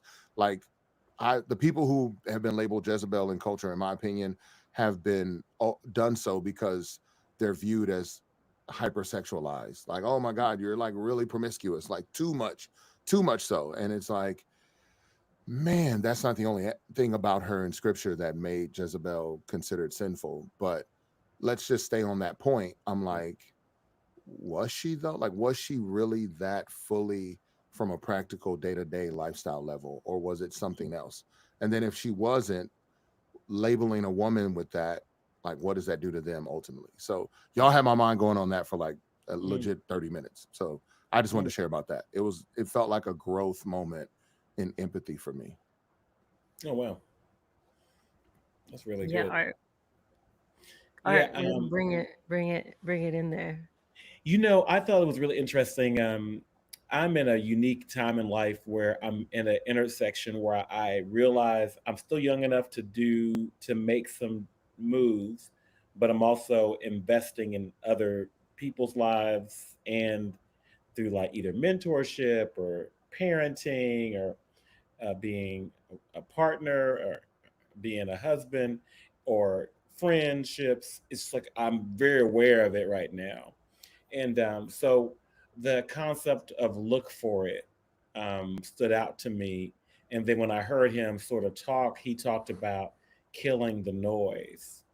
And what the reason that resonates with me is in the past, I would focus on actions, but what I've been working toward lately is focusing on like the thing that I know I need to be doing, the principles and concepts that I know I should be engaged with. Because I used to try to do it in a more linear way. So like, and so that's why it was so cool, Cheryl, like when you were like, hey, how do you do the uncertainty thing? And when I saw that, I responded pretty quickly because like I'm working through that. But one of the things I know is, so part of the focus is focusing on the right people to work with. So the right people for me to work with are people that aren't that actually are concerned about uncertainty. Like that's who that's why I was like, oh, this is perfect. Let me tell you about myself real quick. Let me tell you, like, I'm working through that. Part of this is where I'm at in life, and part of this is like, this is part of brokenness I'm working through, right? But like, so the big part of focus for me is learning like what is the focus, because in the past the focus was a destination, and then you start getting to destinations and you realize it ain't about the destination, it's about like how you're experiencing it and who you're becoming. You know, and so when I heard him talking about that, I'm like, oh wow. So the unfortunate thing about not focus, he's still trying to go in a direction that's specific and strategic and all that, but the difficult thing about that is if you focused on who you're becoming and the the divine human experience that we have as we're the spiritual formation and all that, the problem is it's not gonna be as clean cut as we like for it to be. Because I mean, you know, because I can't tell you. I mean, I'm on a daily basis. Look, there's moments where, but I've learned this is an integrity issue. Like when you start looking foolish and you just act like you don't look foolish, you just look more foolish. And I've spent a lifetime looking foolish, but be like, you know, just trying to say something to cover, and you know. And so that's why I'm thankful for that question. I'm thankful that I finally have the sanity of mind to answer it like as truthful as I can. And it's more about it's not just a sanity of mind, but it's my intention, you know, to strive for authenticity. And I think that's why I was drawn to this, because when I met you and saw you talking or whatever, I was like, oh, this is my people, you know, and we're talking, and then, you know what I mean? And like even T-Dot, we've gotten closer in the last few months than we've known each other. I mean, a few decades, but just recently, we're like, wait a minute, this is my people. So so when he says look for it, I think, and then he starts talking about focus. In the past, I'll be looking for an opportunity. I'd be looking for a path, but now I'm realizing I'm looking for it is like, what is God doing? And then instead of trying to do what God is doing, I try to join God in the journey and become who I need to be in that process. And the more I do that, the more I'm learning there's a different kind of focus that I'm learning how to articulate, you know? So yeah, so I'm very excited, very thankful for both of you. This has been amazing. I was gonna say, like, Tadashi, I don't know. Like, I honestly, I don't even know Art that well. We talked more on. She always makes it a point to tell people she don't know me. Are you trying to distance yourself? She's like, I don't know him. So if y'all do a background check on him, I don't know. Something him. comes out. No, He was at a Diddy party. Art was at a Diddy party. I don't know him. We talk on the stream, but it's like that saying that you hear people say that if God's hand isn't on it, it's not going to happen, kind of a thing. Don't try to open a door that God has closed. Yeah. Like this, we've done 12 of these, and like the 12 tribes of Israel, you know, and just kidding. That's it. That's it. You better be a theologian. But it's just felt like, when we think about these, there's all these coincidences. Like every sermon we go to, like there's always a moment, and we don't even know why we went there, or we don't know why we were saying this. And there's always like encouragement along the way. It says that, you know, signs follow those who believe, right? Like if we're in the right direction, the signs will follow. So this project itself has been just like a real encouragement in that it's not hard. Which is like when you start stuff and people don't know what you're trying to do, it's usually you're just like pulling them along, and it's like a sack of potatoes. Like you try to roll like all that stuff, get all the plates spinning. But this hasn't been like that, and I think that I feel like, again, in my limited experiences, that says a lot. Like there's just something else bigger going on, and I feel like we're all part of that. Like, I think we're part of a new move of church, even though we're just the stream and only like 2 people are watching. Like, you know, we maxed out at like 2 people watching or 3 people watching for now. I mean, Zerubbabel, I don't know why I remember Zerubbabel, but he told Zechariah told Zerubbabel, you know, you got to rebuild the wall. You just gotta do it one stone at a time. Oh, So are yeah. you Anyway, saying just so Will you Smith know, stole like, that from Zerubbabel? I thought Will Smith made that up. Just one brick. Just lay one brick. he's like, how am I gonna rebuild the temple? It was the temple. I Mm. think Nehemiah was the wall. I don't Mm. even know. I haven't read I'm not like up to date. The Old Testament was read a while back. I need to pretty serious. re-dive into it. It's an interesting book. When I started reading with my 10-year-old, I was like, oh my gosh, should I let you read this? What is this? I was just like, Daddy, what is going on? So what does this mean? I'm like, oh no. So she's So, getting real. Yeah. Nehemiah was the wall, but he was told by God, you're going to rebuild the wall one brick at a time. So you're not wrong. Zerubbabel Zechariah spoke to Zerubbabel, and that's where you get the line, not by my power, not by might, but by thus says the Lord. Preach. I I love got a it. question for you. Pastor Tadashi got a question for you before we go out. Okay, brother. So is building a By wall by my spirit says the Lord. Sorry.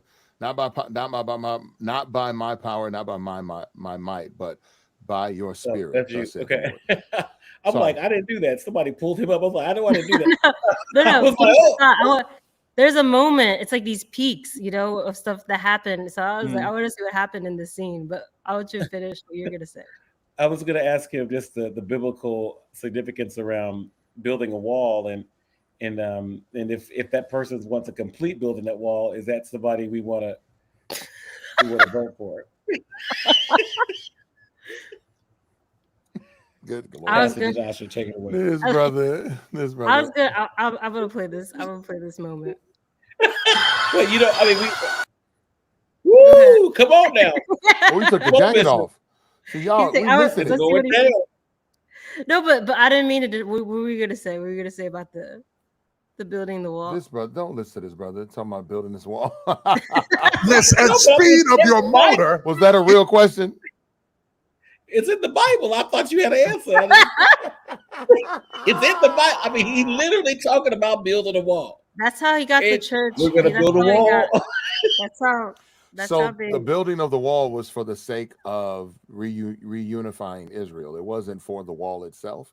I feel They like weren't the trying wall to keep here. they weren't trying to keep anybody out or anything. Well, walls are purposeful to keep people out and to keep people in, but this wall was symbolic of Israel being reunited. So in America with this Reunited, wall, and it they don't feels mean so good.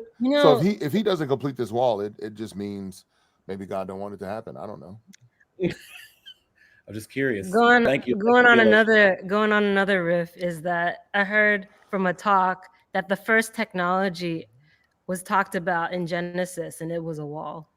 That was like the first like man-made thing that they emphasized. The first invention or whatever was the wall. Yeah, I love. Don't It you love having wasn't smart friends? It wasn't the clothes they made for I themselves. just heard it at some talk. I don't know.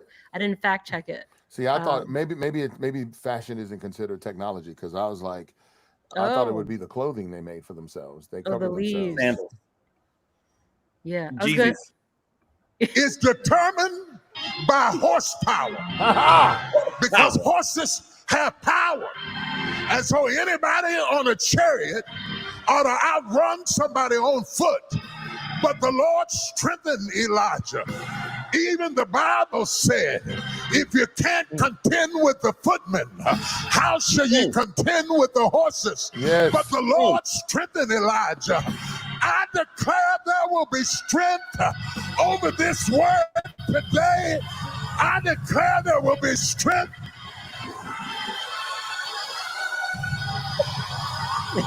Take it off, Doc. And he came and got it. Leave That's it what I'm on Be the like, floor. anybody gonna steal this? Leave it on the floor. Leave it on the floor. Leave it on the floor. I mean to get messy.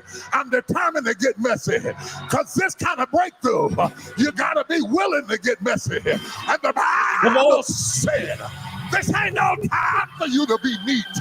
This ain't no time for you to be cute. This ain't no time for you to worry about your hair. We're in a fight. And the Bible said, God strengthened Elijah. Strength is coming down in this room. I want you to praise him for fresh strength. Amen. And on that Come note, on. Come on, man. I Come saw on, it. man. I was like, we had to go there. Good That job. was No, fun. no, you good. You good, Cheryl. She's like, look, I'm looking at the algorithm on this, and he's gonna do something at this point in the video. That's he hard did. though. He did though. He So did. it came He out that said, jacket. He He's said, like, "Hey, leave it on the floor. Leave it on the floor. Leave it on the floor. Leave it on the floor. I Leave it want it on to the be floor. messy. Leave it on the floor. Leave it No, on we the had to floor." receive that anointing. We couldn't stop. We had to. Amen. It was the anointing in this moment. The breakthrough is coming. The Man, breakthrough's listen, coming. thank you, Cheryl. That is it feels complete now. It does. The moment feels complete. I'm with you. Yes. Woo. Y'all, that man said sometimes you got to get messy for your breakthrough. My Lord. Ooh, Mm. it's true. So there is a difference. I was talking to a friend of mine recently, and he asked me how there was a sermon I heard. He asked me how it was, and I told him, I was like, man, the younger me loved it. The older me, I get now why preachers like TD Jakes in the type of sermons like this that they preach gain notoriety or popularity, because there are far more people living through something than there are people trying to learn something.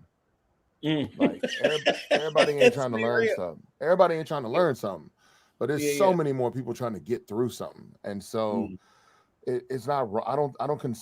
My younger self would have been like, you just need to preach the Bible. You just preach the Bible, preach the doctrine, exegete the text, speak, like preach, in a way that it all flows together, and God gonna do the rest. And I'm like, and yet God's using what He's doing now as well. So expository preaching is great, but at the same time, there's moments where you're like, no, this is encouraging. This is not just educational, it's encouraging.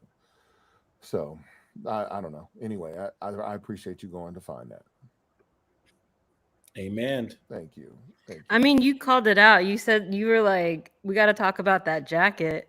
And so, yeah, it's one of those moments where that's where it started. And then here was where we ended. The jacket did everything. The jacket, without the jacket, that brother looked like he was going to apply for a job somewhere. With the jacket, he a bishop. Like without that jacket, that brother was like, yeah, I'm going. Leave it on the floor. Leave it on the floor. Like, hey, listen, it was powerful. That was something to that. That's pretty cool. I'm telling you, there's something to it. That guy ran up there. I was like, wow. He's like, he armor bearer for real. He like, look, I'm on it. He don't play about. It was like he was waiting for that to happen. He was like, look, when that jacket comes off. But you could tell he was already waiting in the wings because he had a towel in his hand to hand to him. So as soon as he grabbed the jacket, he was coming towards him. He said, leave it on the floor. He put it back down and then he walked to him and gave him a towel. So by the time he walked off stage, he had a towel in his hand, ready to wipe his head with. I was like, yo, my man was ready. He was on point. I mean, how's the air conditioning in Potter's house? Is it like warm or is it... No, it's fine. It's usually cool. But he just sweats when he preaches. I was gonna say, but he just sweating. And honestly, that jacket probably ain't breathing well. It don't allow it's not wicking the moisture. I don't think it's doing that. So. You know what? You're right about that. He wears considering how hot he gets, he does well though. That's probably they may be specially made jackets though. Because he didn't sweat through it. Yeah. No. He leaves it all. He leaves it all on the pulpit. Hey, all of it. But that was a powerful word. I appreciate that. Good find, Art. Yeah, man, that was good. Well, we're thankful, and so it's been another great 12th episode, not 11, 12, and we'll change the 11 to 12. Thank you for joining us today. We're so excited. We're thankful that you listened, both in the present that's listening, and the folks that are going to check us out later. Today we have special guests, host that I'm thinking you're gonna see him a lot more if we can get him back. We didn't scare him off. Tadashi, you can find him at tadashionline.com. But any place you see the word Tadashi and you see his face, that's gonna be that. So it's Google Tadashi. Whenever I meet my good friends, I always love it when they look at me and say Google me. But Tadashi didn't tell me that, but yeah. Google me, man. Hey, do your Googles. You know what I'm saying? Do your Googles, son. Do your Googles, son. You know what I'm mean, saying, son? But you've got music coming too. I do. Yeah. Yeah, I got new music coming. I'm actually working on some Christmas music now, so I'm excited about that. And then I'll have a new album or new music leading up to an album at some point, but new music next year as well. Like I'm the deck is stacked. I'm like, yo, I'm ready. The clip is loaded. Yeah. So How do you subscribe? How do we subscribe to updates? Do you have you got to set that up? It's shit. I do need to set that up for real. I do. But you can go to the website and sign up for the email list. But then on top of that, there's new information coming soon. Like I said, They just follow you on social totally. media. Follow me on Spotify. Follow me. Subscribe on YouTube. Follow me on TikTok and Instagram. And I'm that's why this sermon was powerful. I feel like I'm in a season right now, and yet so I haven't been as active on social media as I want to be, but I'm willing to get messy. I'm willing to get messy. So yeah, thank you. That being said, Tadashi's also doing more work as an actor. Oh yeah, and a voice actor. And so if you happen to see this, know that and reach out to him and just tell him, let him know what how many unmarked bills you have. Yeah, that's right. And and so he'll be down to do that. And the unmarked bills is as if it's money. So right. Yeah. But I think it's really good. No, he really is a great actor. I've witnessed it, and I think it's going to be that means a lot. A good new chapter. He's operating as a creative communicator. So he's somebody that you would think would get an EGOT. As we look at the Emmys Emmy Awards recently, he's a multi sort of space, sort of creative. So check him out. More information, of course, we'll be sharing, but also if you find him, he's not hard to find online. Amen. You rock and roll from that. Thank you for joining us. If you want him back, just leave a comment and say we want Tadashi back. Let me know, please. I hope there's bring him back. What if I leave my own comment? Does that work? Yeah. Bring me back. Bring me back. No, this is fun for real. I feel encouraged. So yeah. This is fun. I enjoyed it. I think you did a great job. This has been good, you guys. I was trying to close it out, but it feels almost incomplete. I wonder if just Tadashi should sing us a song on the way out. Rudolph the red-nosed reindeer. I was trying to audition for his Christmas album coming out. But he didn't even look up, so I guess I'm not gonna make it. Not at all. I honestly thought I need a little auto-tune. Need a little auto-tune. You need a little auto-tone. You need to figure out auto-tone. So I think there's a great way to end it, and I think I would love to hear Cheryl's opinion about the differences between. Like, I want to hear the breakdown of how this sermon compares and stands out to the other ones you've heard, and then maybe end like that. I don't know. I'm like, y'all. It's the 12th episode. Y'all have done 12 of these now.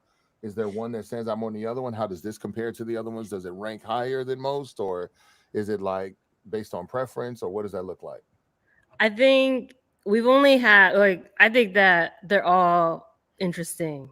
They're all moments, snapshots in time. Actually, we only had these are of the 12 times we've had Pastor Dave, and we had Eduardo. Yep. And then you. Okay, right? okay. That's it. You're the third guest. We haven't done very much. Oh, okay. So I think a lot of it is you bringing where you're at, and that the people watching in this moment in time or in the future, they're intersecting with your story at this moment in time. And we're going to check back in. You'll be back on. Yeah.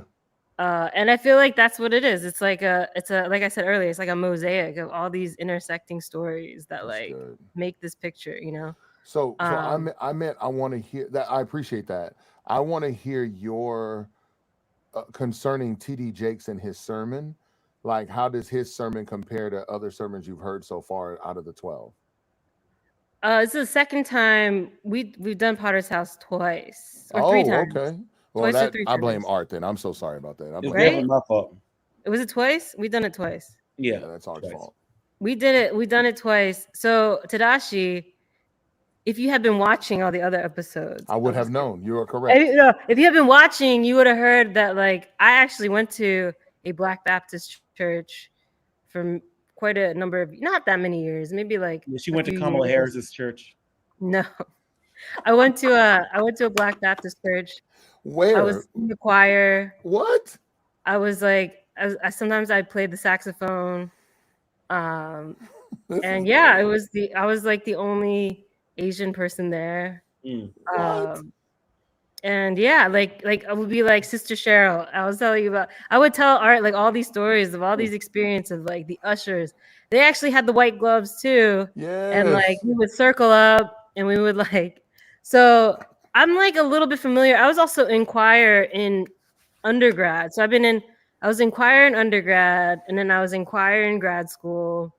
And that's why I love gospel music, and I studied jazz, but I'm not good. Got you. so Okay, I- okay. I studied it, but I need to be. I mean, John is actually really good.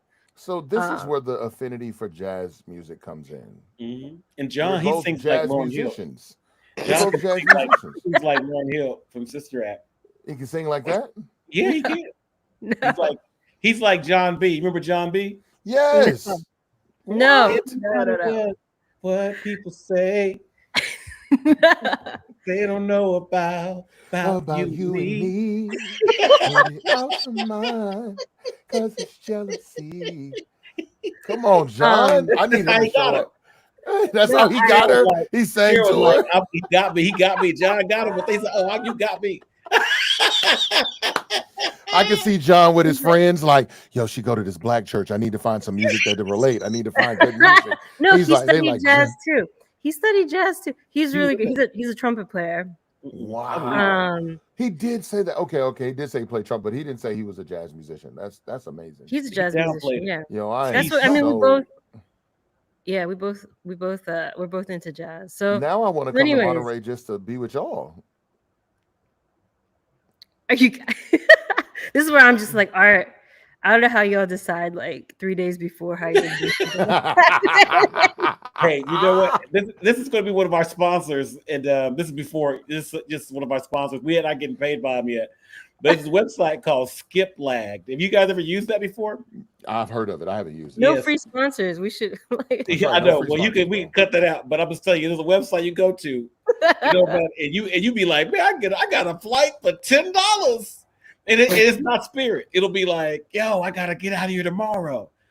Oh man, what time is it? I gotta catch a flight at midnight tonight. I might make it. Now the problem is it's extraordinarily uncertainty. So we need to get out of that. We need to get delivered from that. I'm looking for the blessed oil because that felt like the devil when I I said that. mean, if you have it all figured out, then where's the faith come in? You know, so there's that. Thank you. That when you pray about that, that's gonna come back to you. Then God's gonna be like, You remember when you told them? you told them I've been trying to tell you this. No, I do. I appreciate that though. That is true. There are moments where I should be more organized or pre-planned or whatever. And at this moment, I definitely am like, the last time we talked, Cheryl said, so you can come to the festival. You can come out here and hang out too. All this that she went through the rundown. She said, but I don't know, man. I would just pray about it and just see what the Lord says. But I really did that. I literally hung up the phone and said, God, do you want me to go here? And honestly, I stopped praying because I felt nervous about trying to make my schedule work. And I knew I wasn't going to hear from the, I'm like, I'm not listening to God. I'm stressing. So I stopped praying and started praying that and started praying about stress. Look So anyway, for it. I leave that and I'm like, all right, every now and again, when it comes up, I'll think about it and I'll ask God, what should I do? And then in that moment, because of how the type of person I am, God brought it for me. I'm a person that I'm way more relational than I am business. I'm way more relational than I am like, oh yeah, man, I just want to make sure that I can make some money out there. Like it's not that. I'm like, yeah, this is if it doesn't feel right relationally, I'm gonna feel awkward the whole time and stressed and anxious and everything else. And then hearing this, I'm like, oh, this makes more sense why y'all want to go there. I honestly was like, oh, this is about to just be a job for them, and they got hired. And I didn't know there was an affinity for this, that there was a connection to it, that there was a passion for it. That changes everything for me. I mean, yeah, I don't know. Yeah, we I think we basically met because of jazz, because he was playing a gig, and then I would have jam sessions at my house. Come on, not jam This sessions. is like And Love then- Jones. It Oh is my like God, have Love you seen Jones, the but movie with Love Jones? jazz. And Love then, jazz. Love jazz. Yeah, Love so we Jones, would be yes. having jam sessions, and then he came over, and then I remember he like kicked my saxophone, broke Oh the no. reed, No. and then he tried to fix the bass, and Oh, like you know he's what? like, oh, he's like listening right now. Like, and then he's like, "Oh, let me tune your bass," and then he broke the E string, like the big E Mm-mm. string, like Yeah, the we gonna fat. pray. We gonna pray through this. I don't know where this And, is then, going. and I was just like, "Who is this person?" Who is this person? I was like, He's "What?" so He's like, clumsy. I think I'm gonna marry him. No, I had no idea. And then I was just like, yeah, it's been weird. Like he like texted me happy Thanksgiving. I was like, who says that? Who like wishes someone a happy Who Thanksgiving? says that is wild. He was I trying was to like, find a reason, girl. He was working on it. Somebody that's trying to get you with I was him. like, and I didn't even know him.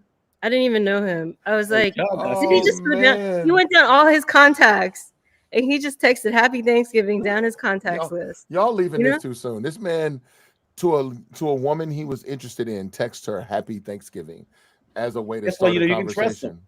That's why you know you can trust. I'd have looked at my trust him. phone like genocide. No, sir. Like, no, I'm just Yeah. that's amazing. Happy. What is it? What is it supposed to be? Discover. What is it Indigenous called? People Happy. Day. Happy Oh yeah, Indigenous indigenous Day. people. Happy discover something. No, I'm sorry. That's so terrible. Why are you sorry? That's not terrible. Happy takers. No, that's. I feel like I'm going too far with this. I think Genocide. It was today. genocide. Wow. So if we have some possible sponsors listening right now, it's Tadashi will take your money and we will pray you through. We will pray you through. We will pray you through because we are in America. And if we take this stance on everything that we go all the way with this, then we're gonna have to give back this land that my office is on right now. This electricity that's been generated by this stolen coal that's being sold. I'm sorry. I Where went your too far. office is currently, it would be given to Mexico. You're in northern Mexico right now. Okay. The Well- I thought you're not in Dallas. Where are you from, Tadashi? I grew up in Houston, Oh, okay. but Texas in general to me is northern Mexico. Yeah, I was talking to somebody about that today. But we got a good little vibe here. We might need to you might need to come back next. We'll come back next week and talk about Sam Wait. Houston and the Let's- Alamo. No, let's talk about Santa Claus and how he's evil and dark. Saint Nick. So Saint Tadashi, if you could go to church, if you could do church, like we could just pick a church, where would you do church? You go to John MacArthur's church. I would not. And why I would not, not. Tadashi? I would not. I feel as though John and I would have to have a conversation if I was going to attend this church. He'll give you a hug though. Just to make sure I'm seen, and cared for there. I would probably go to answer your question. I'd probably go to church at there's no specific one, but probably some missionary Baptist church somewhere in America. He would look for Eddie Long's in big the Yeah. South. That I went to a missionary Baptist church. That's what I was about to was- ask you. I was like, what Black Baptist church did you go to? You went to a missionary Baptist church? It was progressive. It's called Progressive Missionary Baptist Church. Yeah. And I was in the choir. And where was this? In Cali? It was in California, and I was, we would have we would have Children's Sunday and Mhm. like Women's Sunday and So my Men's Sunday. And, like, so my we- question is, for the start of the service, did they do traditional service starting where it's like you do devotion, then you do pulpit devotion, then you do giving, then choir and everything else? and then we would circle up and everyone would hold hands. Oh wow. And then and we would just pray and it would be this elder and it's like kind of like grandma type prayer Yeah. where she's just going into it. We were talking about this because Kamala had kind of like that kind of thing going on for the church that there in San Francisco, and then Wow. we would do giving, and they always played the Ron Canoli song, "Give and it'll come back to you." Mm.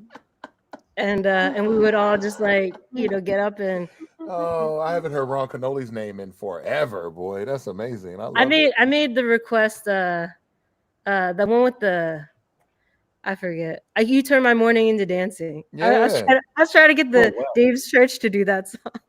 They're like, no. And they just rejected. They're like, we can't do that. They're like, no, that's not happening. Dave, do you? I feel like not DJ Dave. could do it. He seems like DJ could do it all day, but the rest of them, if he didn't grow up listening to it, I think it is quite hard to like. It'd be tough. Yeah, get it. Yeah, that's amazing, Cheryl. I would have never guessed that about you. Me and Art talk about music and stuff. We were just at the beginning. I don't even know if that beginning will make it into anything, but we were talking about music at the beginning. Wow. Yes, because music is life. It is, bro. So wait, Art, did you do you know who Ron Canoli is? I do know who Ron Canoli is. Nice. Okay. And I know what's the other guy's name? It was Ron Canoli's cousin. What's his name? Cousin. Oh man, this is his contemporary. He looks to me in my brain something. Last name is Harris. The guy, his name was something Harris. Larnell Harris is what his name was. Y'all remember Larnell Harris? Larnell Harris was Ron Canoli's. You made that up. I don't know who that is. No, the Canoli brothers. I know the Canoli brothers. No, Larnell Harris. This is memory, so let me look it up. It might not be real. It might have been a dream. No, he's real. Larnell Harris. He was his counterpart. He did music just like he was. It was like Ron Canoli and Larnell Harris back in the day. That's cool. Yeah. And he sings like this. He said, "Christ is arisen. Overcome death's prison. No, you will not. Overcome death's prison." Man. So wait, Progressive Missionary Baptist Church. Yes, where I went. Man, that's a great question. I would either try to go to a Black Missionary Baptist Church, or I feel like that's missionary. I would go to a Missionary Baptist Church, or I would go to I'd probably go to Tim Keller's church if he was still living. Whose church? Tim Keller. Oh, Tim Keller. Yeah, he was pretty dope. Yeah, we did that one. We did the church, but it wasn't Tim. It wasn't Tim. No. Yeah. It was a guy. He looked like he'd be like if it was heaven, he'd be like God's HR. There was a whole thing about that one time. I'm not really sure why, but he felt like God's HR representative. He's like, and then he started talking about HR stuff. He was like, back in the day when I worked for HR, we were like, what? Yo, no way. Yeah, that's wild. That's perfect. Because he was dressed like he worked at HR. Yeah. And then he's like, back when I was a consultant for the workplace. McKinsey, yeah. I was like, wow. Okay, they got a look. He got a vibe on it. Would you go, like, if you can go anywhere, are you going to that type of church, or are you going to Dave's church? Where are you going? For doing church, I would say we haven't done really a Pentecostal one yet. Gotcha. So we were thinking about doing one of the people who, like, we haven't done a Pentecostal one.